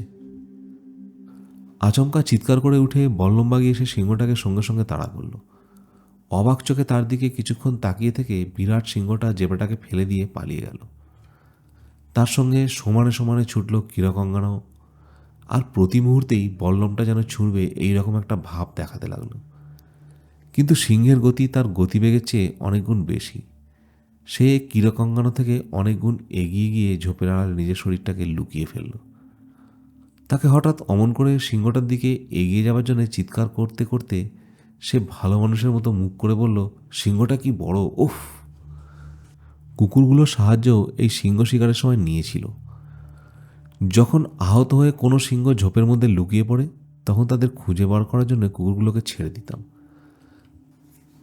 তা না হলে হায়নাদের মুখে পড়ার মতো এক অতি বীভৎস ব্যাপারে পর্যবসিত হবে। সিংহগুলো ওই মুর্দা ফরাসের অতি ঘৃণার চোখে দেখে। যদিও হায়না তার কাছে অপ্রিয় নয়, তবুও খাওয়ার সময় সিংহগুলো হায়নাগুলোকে যেখানে সেখানে আসতে দেয় না। মানুষ যেমন খাবার ছুঁড়ে ছুঁড়ে তার পোষা কুকুরগুলোকে খাওয়ায়, সিংহটাও তেমনি করে হায়নাটাকে মাংসের টুকরো ছুঁড়ে ছুঁড়ে খেতে দেয়। হায়না কিন্তু সিংহের এই গর্বিত আচরণকে মনের সঙ্গে গ্রহণ করতে পারে না, এবং বুড়ো হয়ে গিয়ে কিংবা আহত হয়ে যখন কোনো সিংহ অক্ষম হয়ে পড়ে তখন সেই সময়কে তারা তাদের প্রতিশোধের সুযোগ বলে মনে করে। শেষ পর্যন্ত কোনো সিংহেরই স্বাভাবিক মৃত্যু আসে না, হায়নারাই তাদের মৃত্যুদূত হয়ে আসে। আমার মনে হয় অন্য কোনো জন্তুর মাংস অপেক্ষা হায়নাদের মাংসই সিংহের বেশি প্রিয়। কয়েকটা সিংহ একটা হর্ষবেশ্য জ্বালার মধ্যে বাস করত। আমাকে বিশেষভাবে তাদের অত্যাচারের কথা মাসাইরা জানালো। 3টে বাচ্চাকে নিয়ে একটা সিংহী এর মধ্যে বাস করত। ওই সিংহীর হাত থেকে তার গরু মোষকে রক্ষা করার জন্য একসময় রাখাল তার হাতে ভীষণভাবে আহত হয়েছিল। ওই সিংহের দল অনেক গরু মোষকে হত্যা করেছিল। শোনার পর থেকে একে মারার জন্য মনে মনে দৃঢ় প্রতিজ্ঞ হলাম, বিশেষ করে ওই সিংহীটাকে, কারণ শুনতে পাচ্ছিলাম সেটা ক্রমশই ভয়ঙ্কর হয়ে উঠছে। ঠিক করলাম তাকে টোপ ফেলে প্রলুব্ধ করে হত্যা করতে হবে, কারণ ওই জায়গায় যাওয়া অসম্ভব। টোপ ফেলে এই রিজার্ভে সিংহ মারার পরে বিপদও অনেক। মাসাই বৃদ্ধরা যখন মৃত্যুমুখে পতিত হয় তখন জঙ্গলে নিয়ে গিয়ে তাদের ফেলে দিয়ে আসা হয়, আর সেখানে তারা হায়নার হাতে মারা পড়ে। এটাই হলো মাসাই সমাজের নিয়ম। সিংহটাকে বার করে আনার জন্যে এবার আমি একটা জন্তুকে মারলাম টোপ হিসেবে, সেখান থেকে খানিকটা তফাতে, যাতে সিংহেরা বন্দুকের শব্দ না পায়। মৃত জন্তুর শরীরটাকে গরুর গাড়িতে করে সমস্ত জ্বালাটার ওপর দিয়ে নিয়ে আসা হলো। অর্থাৎ যেখানেই থাকুক ওরা, রক্তের দাগ ধরে ঠিক এসে হাজির হবে সিংহেরা। মরা জন্তুটাকে আকাশিয়া গাছের নিচে রেখে গাছটার উপরে লোকজনদের দিয়ে একটা মাচা তৈরি করা হলো। মাচানের বহুল ব্যবহার হয় সিংহ শিকার করলে। এটা যদিও আমার বিশেষ পছন্দ নয়। মাটির উপর একটা বোমা তৈরি করে সেখান থেকে গুলি ছোড়া আমার এর থেকে বেশি প্রিয় পদ্ধতি। কারণ মাচানের উপর থেকে গুলি ছুঁড়লে সাধারণত তার শিকারের জন্তুর ওপর না লেগে তার উপর দিয়েই চলে যাওয়ার অপেক্ষা রাখে। কিন্তু বোমার উপর নির্ভর করতে হলো না, কারণ সরকার এখানে হাতির চলাফেরা অত্যন্ত বেশি রকমের ভুল করে কখনো কখনো তারা মারিয়েই চলে যাবে। অগত্যা তৈরি করতে হলো মাচান। এখানে নিজেকে সম্পূর্ণ নিরাপদ বলে মনে হলো। কিন্তু মাত্র 2 ঘন্টা অতিক্রম হওয়ার আগেই যে আমার এত চেষ্টা ব্যর্থ হয়ে যাবে তাকে আর ভাবতে পেরেছিল। ব্যর্থ হলো আমার প্রথম রাতের প্রতীক্ষা। সিংহেরা আসেনি যে তা নয়, কিন্তু যেখানে বসেছিলাম তার উপরের ডালে একটা পাখি চেঁচিয়ে এমন ব্যাপারটা ঘটালো যে ভয় পেয়ে সিংহরা পালিয়ে গেল। পরদিন বাধ্য হয়ে তাদের মাচানে গিয়ে উঠলাম। যখন চারিদিকে অন্ধকার নেমে আসতে শুরু করলো, তখন অঝোর ধারায় বৃষ্টি নামলো। বৃষ্টির জলে ভিজে গেল গোটা শরীরটা। তখন জল থেকে আগত মশার দল আমায় ঘিরে ভন ভন করতে লাগলো। মশাও মারতে পারলাম না, কারণ সেই সঙ্গে সিংহেরা পাছে ভয় পেয়ে পালিয়ে যায়। অবশ্য বৃষ্টি পড়ার জন্য একটা সুবিধাও হলো, বৃষ্টির গন্ধ সিংহেরা খানিকটা নিশ্চিত হওয়ার ভরসা পেল। তাদের শিকার করার শব্দ চারিদিকের আগাছায় প্রতিধ্বনিত হয়ে আমার কানে এসে প্রবেশ করল, এবং রাত প্রায় 3টের সময় তাদের খুবই কাছে এসে পড়ায় লক্ষণ টের পেলাম। আমার কানে তাদের শব্দটা লম্বা লম্বা দীর্ঘশ্বাসের শব্দেও প্রায় প্রবেশ করলো, যেটা আফ্রিকার অন্যান্য যে কোনো শব্দের সঙ্গে বিশেষ পার্থক্য সূচিত করে। সমস্তক্ষণ অস্বস্তিকর ভঙ্গিতে শুয়ে থাকার জন্য শরীরটা অবশ হয়ে আসছিল। ঠিকভাবে রাইফেলটাকে তুলে স্থির করতে গিয়ে একটু নড়াচড়ার শব্দ হলো, অমনি সিংহেরা সঙ্গে সঙ্গে পালিয়ে গেল। যে সিংহের পালাবার সময় পায়ে থপথপ করে প্রচুর আওয়াজ হয়, সে কোনো শব্দ না করে নিঃশব্দে শত্রুকে আক্রমণ করে। কাজেই কোনো ঝোপের আড়ালে লুকিয়ে থেকে হয়তো কান পেতে লক্ষ্য করছে, বুঝলাম যে তারা বেশি দূর যায়নি। কোনো শব্দ না করে অপেক্ষা করতে লাগলাম আমি। ভাগ্যের হাতে শিকারের নৈপুণ্য নির্ভর করে। একটা পাখির চেঁচামেচিতে আগের রাত্রিতে একটা সুযোগ আমার নষ্ট হয়ে গিয়েছিল। আজ আমার মাচানের কাছেই আর একটা হাইয়াকাম ডাকতে শুরু করে দিল। কোনো রকম ভয়ের কারণ থাকলে হাইয়াকাম ডাকে না, এটা সিংহেরা জানতো, তাই সে ডাকে তারা নিশ্চিত হলো। তারা আস্তে আস্তে টোপের কাছে এগিয়ে এলে বারবার পিছন ফিরে তাকাতে তাকাতে অত্যন্ত সাবধানে এগোতে শুরু করায় আমি কিন্তু রাইফেলটাকে কাঁধে লাগিয়ে তেমনি নিঃসাড়ে উপুর হয়ে শুয়ে আছি, যাতে আমি একটুও নড়াচড়া না করে গুলি করতে পারি। দুটোই ছিল পুরুষ সিংহ। বন্দুকের নলের সঙ্গে টর্চটাকে লাগিয়ে গুলি ছুড়লাম যে সিংহটা ডান দিকে আছে তার দিকে লক্ষ্য করে, কারণ রাইফেলটাকে বাঁকিয়ে নিয়ে কোনো জায়গায় বদল না করেই যে সম্ভবপর হবে অপর সিংহটাকে গুলিবিদ্ধ করা তা আমি জানি। গুলি খেয়ে সিংহটা পড়ে গেল। তার সঙ্গী তাকে লক্ষ্য করতে লাগলো। সঙ্গের সিংহটাকেও গুলি করতেই সেও পড়ে গেল মাটিতে। আশ্বস্ত হওয়ার জন্যে তার দিকে আর একটা গুলি ছুড়লাম। ততক্ষণে কিন্তু সিংহীটার কোনো সন্ধান মেলেনি। হামাগুড়ি দিয়ে আস্তে আস্তে মাচান থেকে মাটিতে নেমে গাছের নিচের একটা জায়গায় সিংহ দুটোকে টানতে টানতে নিয়ে এলাম, তাদের চামড়া যাতে হায়নারা এসে নষ্ট করতে না পারে। সেজন্যে বর্ষাতি ঢাকা দিয়ে দিলাম।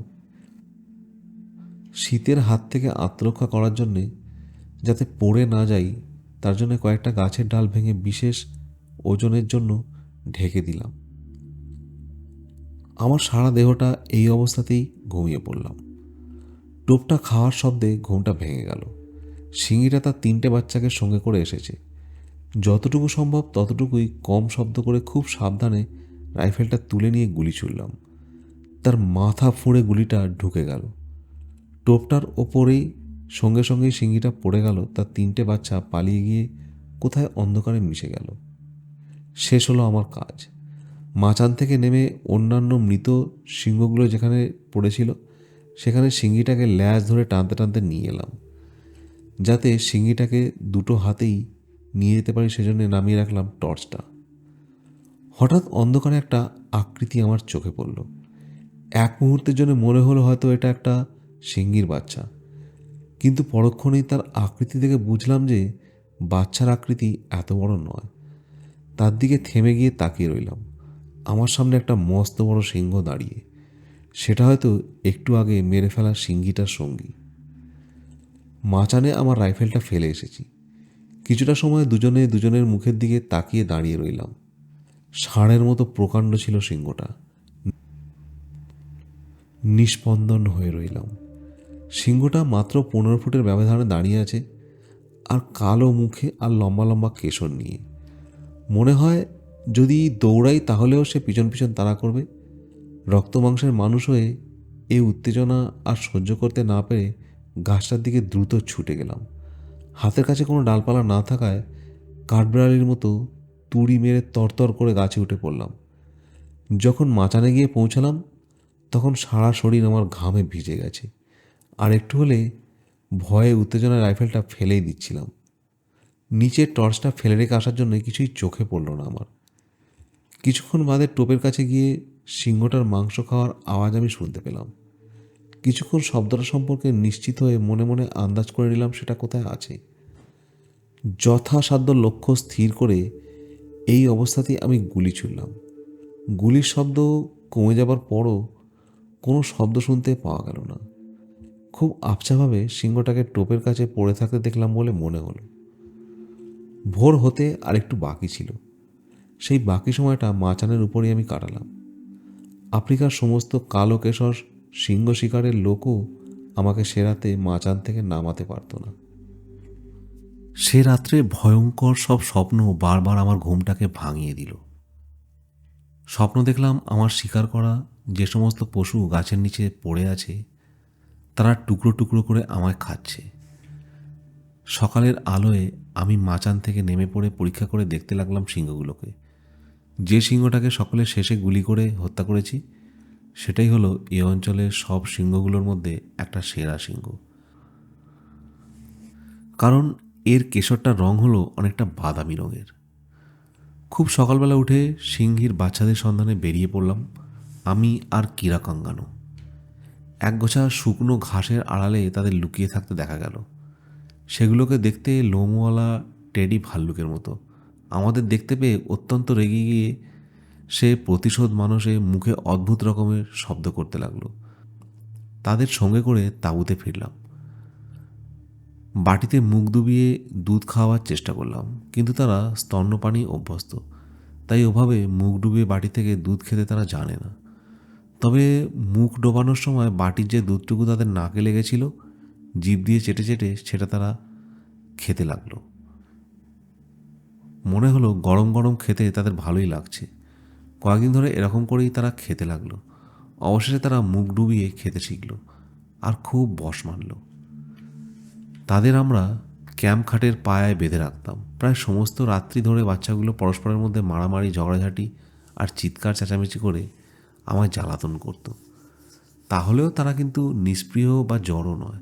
তারা সবসময় যুদ্ধ করতে যেমন তেমনি খেলা করতেও ওস্তাদ। একদিন দিনের বেলায় তারা ছাড়া পেয়ে আমার একমাত্র বালিশটার সঙ্গে খুব যুদ্ধ করলো। ফিরে এসে দেখি সারা তাঁবুতে সাদা পালকের তুফান বয়ে গেছে। আমার বন্ধুকে অনেকদিন পরে আমি বাচ্চাগুলোকে দিয়ে দিই, কিন্তু স্থানীয় গরু মোষগুলোকে খাদ্য হিসেবে ব্যবহার না করেও যাতে আরামে তাদের দিন চলে যায় এরকম একটা জায়গায় তাদের ছেড়ে দেন। হামেশাই শুনতে পাই যে আগুন দেখলে নাকি বুনো জন্তু জানোয়াররা ভীত হয়ে পড়ে এবং এটাই তাদের স্বভাব। এই প্রচলিত মতবাদটা অনেকদিন ধরেই অব্যাহত গতিতে চলে আসছে, যার জন্যে অনেকেই একে প্রতিষ্ঠিত সত্য বলে বিশ্বাস করে। আমি নিজেও সেই বিশ্বাসই মনে মনে পোষণ করতাম।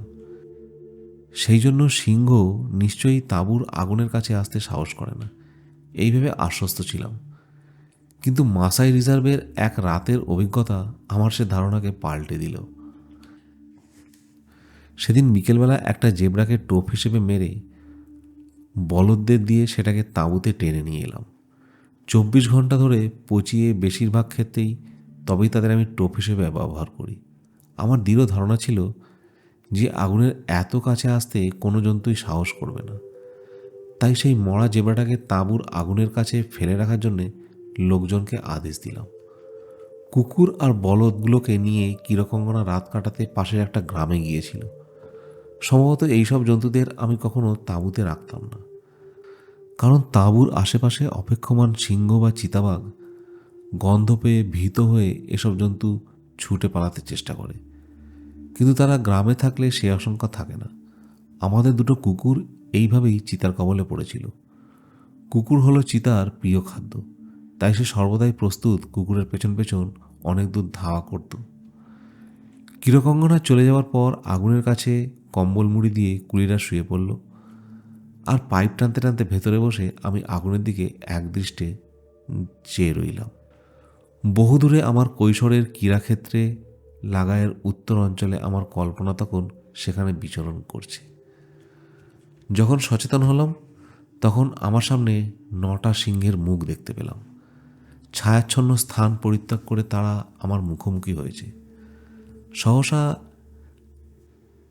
আমার ঘরে বন্দুকটা ফেলে এসেছি, সেখানে একটা ডিজ লণ্ঠনও জ্বলছে। অত্যন্ত সাবধান হয়ে সিংহরা আমাকে লক্ষ্য করছে।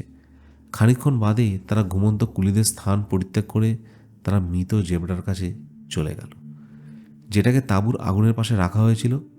তারপর ঝাঁপিয়ে পড়ল সবেগে মরা জেব্রাটার ওপর। যেন সামান্য কাগজের মতো শক্ত সেই জেব্রাটার চামড়া ছিঁড়ে তারা অতি সহজেই তার শরীর থেকে বড় বড় মাংসের টুকরো খুবলে নিতে লাগলো। চেয়ার ছেড়ে খুব সাবধানে আস্তে আস্তে এগোতে লাগলাম আমার ঘরের দিকে। প্রত্যেকবার পা ফেলার সঙ্গে সঙ্গে আতঙ্কে আমার সমস্ত শরীর একটা কাঁপুনি দিচ্ছে।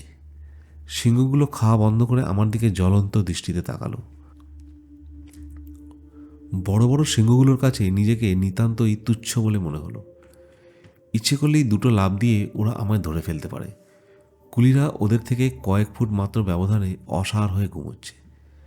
এক ছুটে তাঁবুতে চলে যাওয়ার ইচ্ছা হলো, কিন্তু পাছে নড়াচড়া শব্দ পেয়ে সিংহেরা আক্রমণ করে তাই সাহস হলো না। কিন্তু সিংহরা যতক্ষণ না আবার খাওয়া শুরু করে ততক্ষণ অপেক্ষা করতে লাগলাম। তারপর আস্তে আস্তে আমার ঘরের সামনে গিয়ে হাজির হলাম। ঘরে ঢুকেই রাইফেলটা তাড়াতাড়ি তুলে নিলাম হাতে।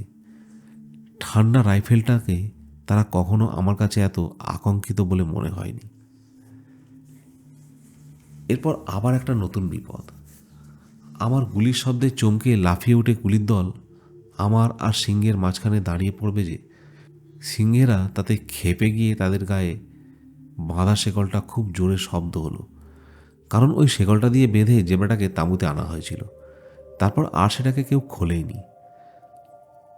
পাছে ওই শব্দে ঘুম ভেঙে যায়, কারণ হঠাৎ জেগে উঠে সামনে সিংহদের দেখে কুলির দল ভীষণভাবে ভীত হয়ে যাবে, আর কি করবে তা বলা যায় না।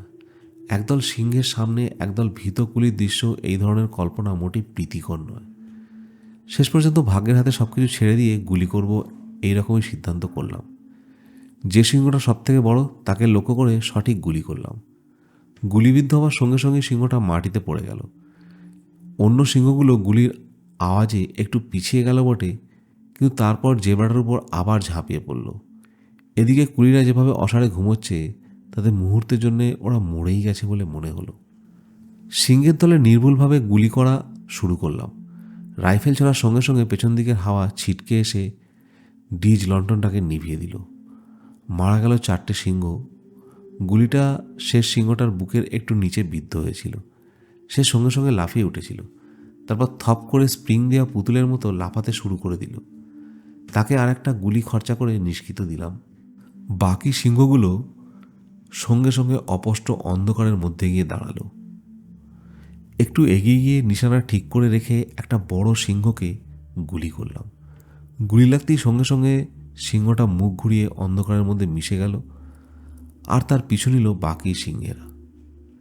কিন্তু কুলিদের ঘুম এত কাণ্ডতেও ভাঙল না। আশ্চর্য, সিংহের হুঙ্কার কিংবা রাইফেলের শব্দ কিছুতেই তাদের নিদ্রার পক্ষে বাধা হয়ে উঠল না। এমন আশ্চর্য ব্যাপার আমি কখনো দেখিনি, যদিও আগে ওদের এই অদ্ভুত ঘুমের সঙ্গে আমার সাক্ষাৎ ঘটেছিল। আগুনটাকে আরও উজ্জ্বল করে দিয়ে ওদের একজনের পায়ে ধাক্কা দিতে একজনের নিদ্রাভঙ্গ ঘটল। দ্রুত পা ছাড়িয়ে প্রথমে সে উঠে বসেই কয়েক ফুট মাত্র তফাতে পড়ে থাকা সিংহগুলোকে দেখেই প্রচণ্ড ভয়ে অস্থির হয়ে উঠল। তারপর এক লাফ দিল আর চিৎকার করতে করতে উন্মত্তের মতো ছুটে চলল আমার ঘরের দিকে, আর কিছু না জেনেই বাকি সকলের ঘুম ভেঙে তাকে অনুসরণ করল। তারা তাঁবুতে পৌঁছে প্রচণ্ড রকমের কাঁপতে লাগলো। তারপর আমার মুখে সব ঘটনা শুনেই মুহূর্তের মধ্যে মাটিতে শুয়ে ঘুমিয়ে পড়ল। আমি নিশ্চিত হলাম এ কথা ভেবে যে অনিদ্রা রোগে কখনো তারা আক্রান্ত হবে না। কিরাকাঙ্গনা পরদিন সকালে কুকুরগুলোকে নিয়ে ফিরে এলে তাদের নিয়ে তখনই আহত সিংহটার চিহ্ন অনুসরণ করে অগ্রসর হলাম আমি। তাঁবুতে কুলিগুলো অশ্লীল ভাষায় গান গাইতে গাইতে সিংহের চামড়া ছাড়িয়ে পেট থেকে, হৃৎপিণ্ড থেকে আর মৃতশয় থেকে চর্বি বার করার কাজে ব্যস্ত হলো। এই সামান্য সময়ের ব্যবধানেই তাদের চর্বিটা পচতে শুরু করেছিল। সন্তানপুত্র হবে না কন্যা হবে, অর্থাৎ ছেলে না মেয়ে হবে, তা ওই সিংহের চর্বের পরিমাণ দেখে বোঝা যায়। তাই বলি ওদের ধারণা, যদি ছেলে হয় তাহলে 1 চামচ চর্বি খেতে হবে, আর যদি মেয়ে হয় তাহলে খাবে 8 চামচ। ওদের সিংহের চামড়ার উপর কোনো আকর্ষণ নেই, যত আকর্ষণ হলো ওদের চর্বি। আমার তাঁবু থেকে যখন 100 গজ দূরে, তখন দেখতে পেলাম মাটিতে রক্তের দাগ। সিংহীটা মারাত্মক রকমের আহত হয়েছিল। বহুবার তাকে চলতে চলতে বিশ্রাম নিতে হয়েছে। তার অন্য সঙ্গীরাও অপেক্ষা করছে। পাতলা ঝোপের মধ্যে দিয়ে সেই ছাপ ধরে ধরে এগোতে লাগলাম। এখানে প্রায় 20 গজ পর্যন্ত দেখতে পাওয়া যায়, তাই শিকারের পক্ষে এ জায়গা হলো উপযুক্ত। অত্যন্ত কৌতূহলী হয়ে এগোতে লাগলাম। এবার আহত সিংহীটার দেখা পাবো বলে মনে হলো। এগোতে এগোতে শেষ পর্যন্ত খুব ঘন একটা ঝোপের কাছে এসে পড়লাম। জায়গাটা মোটেই ভালো নয়। ঝোপটার মধ্যে মৃত্যুর নিস্তব্ধতা বিরাজমান। একটা পাখির ডাক পর্যন্ত শোনা যাচ্ছে না। স্পষ্ট বুঝতে পারলাম যে আহত সিংহীটা আমাদের খুব কাছেই রয়েছে। ওপর দিক থেকে যে কোনো সময় এসে আক্রমণ করতে পারে আমাদের। কুকুরগুলো এদিকে রীতিমতো চঞ্চল হয়ে পড়েছে। এয়ারডনগুলো উত্তেজনায় স্থির হয়ে দাঁড়াতে পর্যন্ত পারছে না। অবশেষে তাদের এগিয়ে যাবার ইঙ্গিত করলাম। তারা সামনের ঝোপের মধ্যে লাফাতে লাফাতে ঢোকার মুহূর্তেই ভয়ঙ্কর একটা ক্রুদ্ধ গর্জন সামনের ঝোপ থেকে ভেসে এলো। আমার পাশ কাটিয়ে অবশিষ্ট কুকুরগুলো সেই ঘন ঝোপের মধ্যে ঢুকল। সিংহের গভীর গর্জন ও বিকৃত আওয়াজের সঙ্গে কুকুরের ঘেউ ঘেউ চিৎকার মিশ্রিত লড়াইয়ের সেই পরিচিত শব্দ আমি শুনতে পাচ্ছি। ঘন ঝোপ ঠেলে আমি আর কিরাকাঙ্গনা সেদিকে অগ্রসর হলাম। 12 পা দূরত্বের পথ অতিক্রম করার আগেই আচমকা একটা গোল গর্তের ভিতর লম্বা লম্বা ঘাসের মধ্যে রক্তের দাগ। অবশ্য দাগগুলো শুকিয়ে গিয়েছিল। সিংহীটা যে তাহলে এখানে এসে বিশ্রাম করেছিল তা বুঝতে পারলাম। আমার সেই দুঃসাহসী এয়ারডন কুকুর দুটো তখনও চোখ মুখ ঘোলা অবস্থায় গর্তের ধারে পড়ে আছে। সিংহীটাকে আক্রমণের মাধ্যমে তার সমস্ত আক্রোশটাকে নিজের উপর টেনে নিয়েছে তারা। সে যাত্রা আমাকে আর কিরকঙ্গনাকে ওরাই প্রাণে বাঁচিয়ে দিল। কারণ সিংহীটা এমন নিপুণতার সঙ্গে আত্মগোপন করেছিল যে ঠিক সময় মতো সে আমাদের দৃষ্টিগোচর হতো না। ঝোপঝাড় ভেঙে লড়াইয়ের ব্যস্ত বাকিগুলোর ছোটার শব্দ আমরা শুনতে পেলাম। থেমে পড়ে যখনই তারা প্রচণ্ড বেগে ঘেউ ঘেউ করছে, তখনই রুখে দাঁড়ালে সিংহটা কোণঠাসা হয়ে পড়েছে। আমরা সেই শব্দ শুনে শুনে এগোতে লাগলাম। দেখলাম ঝোপ থেকে ফাঁকা জায়গায় সিংহটাকে কুকুরগুলো তাড়িয়ে নিয়ে আসছে। আমরা তার পশ্চাৎ অনুসরণ করলাম। অত্যন্ত দক্ষতার সঙ্গে দেহের প্রত্যেকটি মাংসপেশিকে কাঁপিয়ে অথচ শক্ত করে কেবলমাত্র 2টো আঙুলের সাহায্যে ওই লম্বা বল্লমটাকে উঁচিয়ে তুলে ধরে মাসাইটা চলেছে। খোঁড়াতে খোঁড়াতে একটা কচি কুকুর আমার কাছে এলো। তার সমস্ত দেহটা ক্ষতবিক্ষত রক্তাক্ত। যখন দেখলাম তাকে কিছুতেই বাঁচানো যাবে না, তখন এই অসহায় যন্ত্রণা থেকে এক গুলিতে তাকে মুক্ত করলাম। একগোছা শুকনো ঘাসের মধ্যে থেকে গুলির শব্দ শুনেই এক লাফে সিংহীটা আমাদের মাত্র কয়েক ফুটের ব্যবধানের মধ্যে এসে পড়ল। আর তার ডান দিকে ঝোপ থেকে ঠিক সেই সময়ই আর একটা সিংহী বেরিয়ে এসে আমাদের ধাওয়া করল। দুদিক থেকে 2টো সিংহই তখন প্রায় আমাদের একেবারে কাছে এসে পড়েছে। ভাববারও অবকাশ পেলাম না। মনে হলো দ্বিতীয়টার বেলাই বেশি। তাই তাকেই লক্ষ্য করে আমি গুলি ছুড়লাম। তার বাঁ দিকের চোখের আধ ইঞ্চি ওপরে গিয়ে গুলিটা বিদ্ধ হলো। প্রথম সিংহীটার শরীরে ঠিক সেই মুহূর্তেই কিরকঙ্গনার বল্লম এসে বিদ্ধ হলো। সিংহীটা ভীষণভাবে ফিরে দাঁড়ালো। চেষ্টা করলো দাঁতে চেপে ধরে বল্লমের লাঠিটা বের করে নিতে। তার বেল্টের মধ্যে থেকে দুমুখো ছুরিটা বার করায় ব্যস্ত হলো কিরকঙ্গনা, কিন্তু আমার দ্বিতীয় গুলিটা বিদ্ধ হলো তার কাঁধে। কোনো কথা না বলে আমি আর কিরকঙ্গনা হাতে হাত রাখলাম। কোনো না কোনো সিংহের হাতে পড়ে আজ যে আমরা নিশ্চিত মৃত্যুর মুখে পড়তে হতো তা যে সম্ভব হয়নি কেবল ওর জন্যই, এ সম্পর্কে আমি নিশ্চিত। আমি স্থানীয় যতগুলো শিকার দেখেছি নিঃসন্দেহ তাদের মধ্যে বিপদে স্থির মস্তিষ্ক অথচ সবচেয়ে সাহসী হলো কিরাকাঙ্গনা। মাসাই রিজার্ভে আমার সময়ের সীমা শেষ রেখায় উপনীত হতে চলেছে। 17টা সিংহকে ইতিমধ্যে আমি বধ করেছি। গ্রামবাসীদের তবুও দুর্দশার শেষ নেই। সিংহগুলোকে একেবারে শেষ করে ফেলার নির্দেশই ক্যাপ্টেন রিচি আমাকে দিয়েছিলেন। তাই রাত্রে একটা বোমার আড়াল থেকে ওদের গুলি করে মারো বলে ঠিক করলাম। ব্যাপারটা বিশেষ বিপজ্জনক বটে, কিন্তু বিশেষ কাজের জন্যই আসা এই মাসাই রিজার্ভে, ঘোরার জন্যে নয়। সেই পরিকল্পনা অনুযায়ী রাত্রে সিংহ শিকারে প্রবৃত্ত হলাম। যেখানে সিংহ থাকা সম্ভব সেরকম একটা ঝোপের পাশে একটা জেব্রাকে মেরে ফেলে সমস্ত ভূমির উপর দিয়ে তাকে অনেক দূর পর্যন্ত টেনে এনে রাখা হলো। উদ্দেশ্য হলো অবশ্য ওই মৃতদেহটার গন্ধ ওই ঝোপের মধ্যে প্রবেশ করানো। তাছাড়া এ জায়গায় রাতে চলাফেরা করার সময় পথ চলতে অন্য সিংহরাও এই জেব্রার চিহ্ন ধরে কুকুরের মতো অনুসরণ করে টোপটার কাছে গিয়ে উপস্থিত হতে পারে। এভাবেও কিছু সিংহ পাওয়া অসম্ভব নয়। টোপের কাছে ঝোপঝাড় থেকে ডালপালা এনে কুলিরা ঘোড়ার খুঁড়ের আকৃতি একটা বোমা বানালো। আমি আর কিরকঙ্গনা সেখানে রাত্রিযাপন করব এরকম ঠিক হলো। সিংহের পথে যাতে জেব্রাটাকে নিয়ে যাওয়া অসম্ভব হয়ে পড়ে সেরকমভাবে জেব্রাটাকে বেঁধে দেওয়া হলো। অনেকবারই বোমার ভিতর নড়াচড়া করার দরুন সিংহ টোপ থেকে পালিয়ে গেছে। কী করে যে তারা জানতে পারে যে ভিতরে মানুষ আছে তা বুঝতে আমার অনেকদিন সময় লেগেছিল। পরে বুঝতে পেরেছিলাম তারা তার আলোয় মানুষের ছায়া নড়াচড়া দেখে মানুষের উপস্থিতিটা টের পেয়ে যায়। তাই যাতে বনের মধ্যে কোনো আলোয় প্রবেশ করতে না পারে তাই কাঁটা ঝোপ দিয়ে বোমার উপরটাকে ঢেকে দেওয়া হলো। সব কাজ শেষ হওয়ার পর বোমায় আমরা দুজন গিয়ে আশ্রয় নিলাম। ওকে একটা টর্চ নিয়ে বুঝিয়ে দিলাম ঠিক গুলি ছোড়ার সময় শিকারের উপর কিভাবে আলো ফেলতে হয়। সে মুগ্ধ হয়ে গেল টর্চটা হাতে পেয়ে। সে সেটাকে নিয়ে নাড়াচড়া আর দোলাতে লাগলো। তাকে শেষ পর্যন্ত আমাকে নিষেধ করতে হলো যাতে কোনো অবস্থাতেই গুলির অভাবে বিপর্যস্ত বোধ না করি। সেজন্য কিছু গুলি পকেটে আর কিছু গুলি বেল্টের ভরে গুলির থলেটা রাখলাম আমার সামনে, আর দুটো রাইফেলে গুলি ভরে পাশে রাখলাম।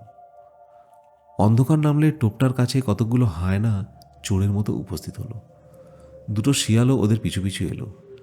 শিয়াল দুটো ক্ষুধার্ত চোখে হায়নার দিকে তাকিয়ে রইল, আর কোথাও কোনো বিপদের সম্ভাবনা আছে কিনা জানার জন্যে একবার এগিয়ে আবার পিছিয়ে চারিদিক লক্ষ্য করতে লাগলো। অবশেষে দৌড়ে এসে একটা হায়না বের হয়ে পড়া জেব্রাটার নাড়ি ভুঁড়িতে একটা কামড় বসিয়ে চেঁচাতে চেঁচাতে কিছুটা দূরে ছুটে পালালো। এবার বাকি সবাইকে এগিয়ে আসতে দেখা গেল। টোপটা ধরে তারা টানাটানি আরম্ভ করে দিল। হঠাৎ তারপর তারা তাড়াতাড়ি পালিয়ে গেল। বিপুল বিক্রমে শিয়াল দুটো এগিয়ে এলো। ওরা যে সিংহের আগমন টের পেয়েছে তা বোঝা গেল। আমিও রাইফেলটা উঁচু করে ধরে প্রস্তুত। খানিকক্ষণ বাদেই বোমার পিছন দিক থেকে একটা নিচু অথচ গাঢ় নিঃশ্বাসের শব্দ আমি শুনতে পেলাম। সিংহের নিঃশ্বাস ফেলার শব্দ যে এটা তা আমার বুঝতে ভুল হলো না। ঘুরে গিয়ে তারা আমাদের ছেড়ে জেব্রাটার উপরে এসে পড়েছে। টর্চের আলো ফেলার জন্য আমি কিরকঙ্গনাকে আস্তে আস্তে বললাম, কিন্তু তেমনই আস্তে আস্তে ওর মুখে তাবল্লা অর্থাৎ দেরি করুন শুনে আমি অবাক হলাম। তাকে দেখি ও ভয়ে অসাড় হয়ে গেছে। দিনের বেলায় যে মানুষটা একটা বল্লম মাত্র সঙ্গে করে সিংহের সামনে নির্ভয়ে যুদ্ধে প্রবৃত্ত হয়, সেই রাতের অন্ধকারে বোমার মধ্যে থেকে এভাবে শিকার করায় নিতান্ত অপ্রস্তুত হয়ে পড়েছে। তার হাত থেকে টর্চটা নিয়ে একটা মোচড় দিয়ে টোপের উপর যখন আলো ফেললাম তখন একটা চমৎকার দৃশ্য আমার চোখে পড়ল। মাত্র কয়েক গজ ব্যবধানে আমাদের জেব্রাটাকে চাটছে 20টা সিংহ সিংহী। টোপটার পাশে কোনটা দাঁড়িয়ে থেকে কোনোটা বা শুয়ে জেব্রাটাকে লেহন করছে তাদের জিভ দিয়ে। সেই আলোর দিকে তাকিয়ে রয়েছে একদৃষ্টে দুটো কালো কেশরওয়ালা বিরাট সিংহ।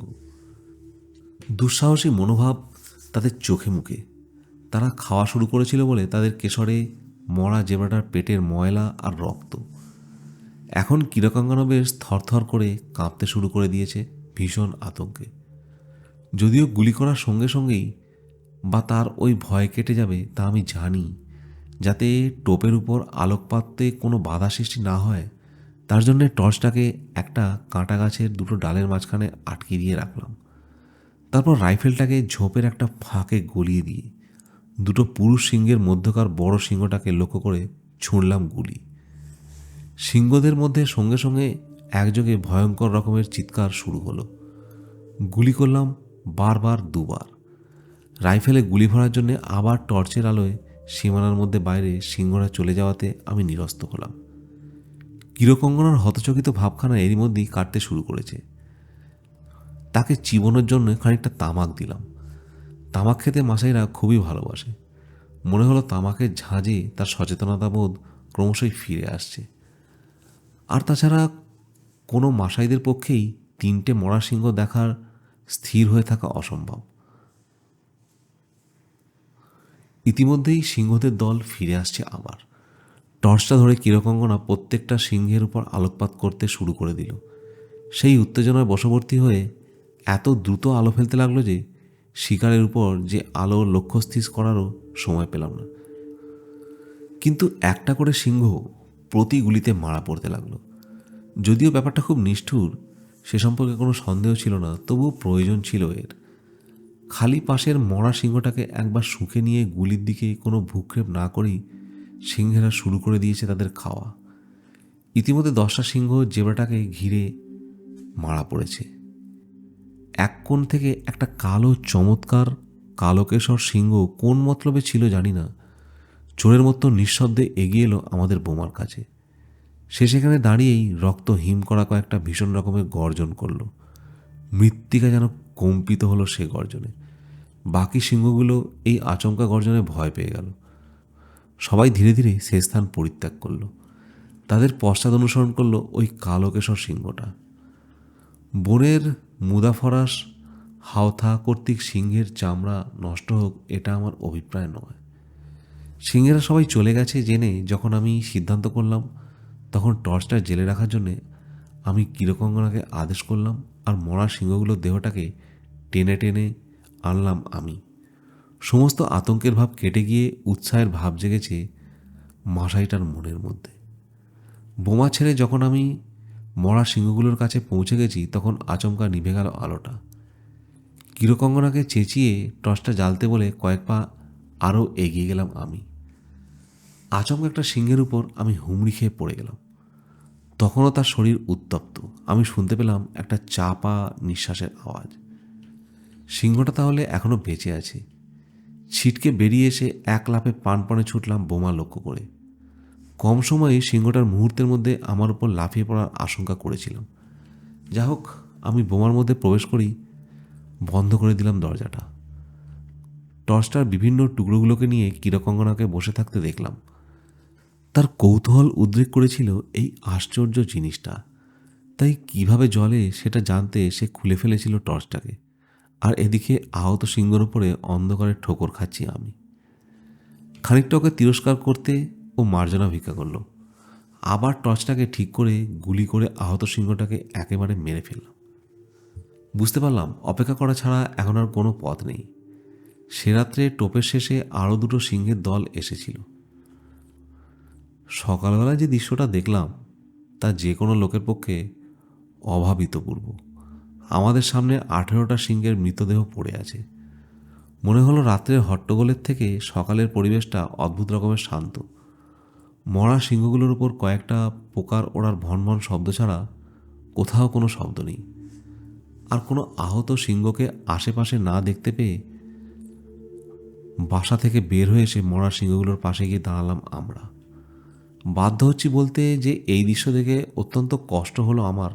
মাসাইদের দুর্দশা কমানোর জন্যে এদের মরণ যে নিশ্চিত তাও অবশ্য আমি জানি। যে স্থানে সিংহের সংখ্যা অস্বাভাবিক কারণে ঘটেছে, স্বাভাবিক উপায়েই তার প্রতিকারের ব্যবস্থা করা উচিত।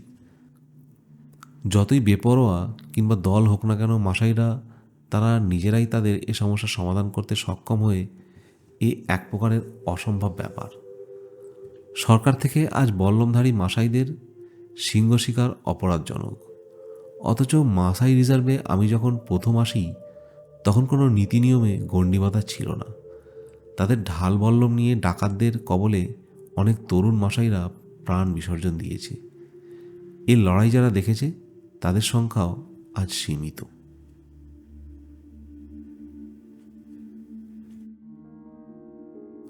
আশা করি আজকের গল্প খুব ভালো লেগেছে। গল্প ভালো লাগলে লাইক, শেয়ার, সাবস্ক্রাইব করতে ভুলবেন না।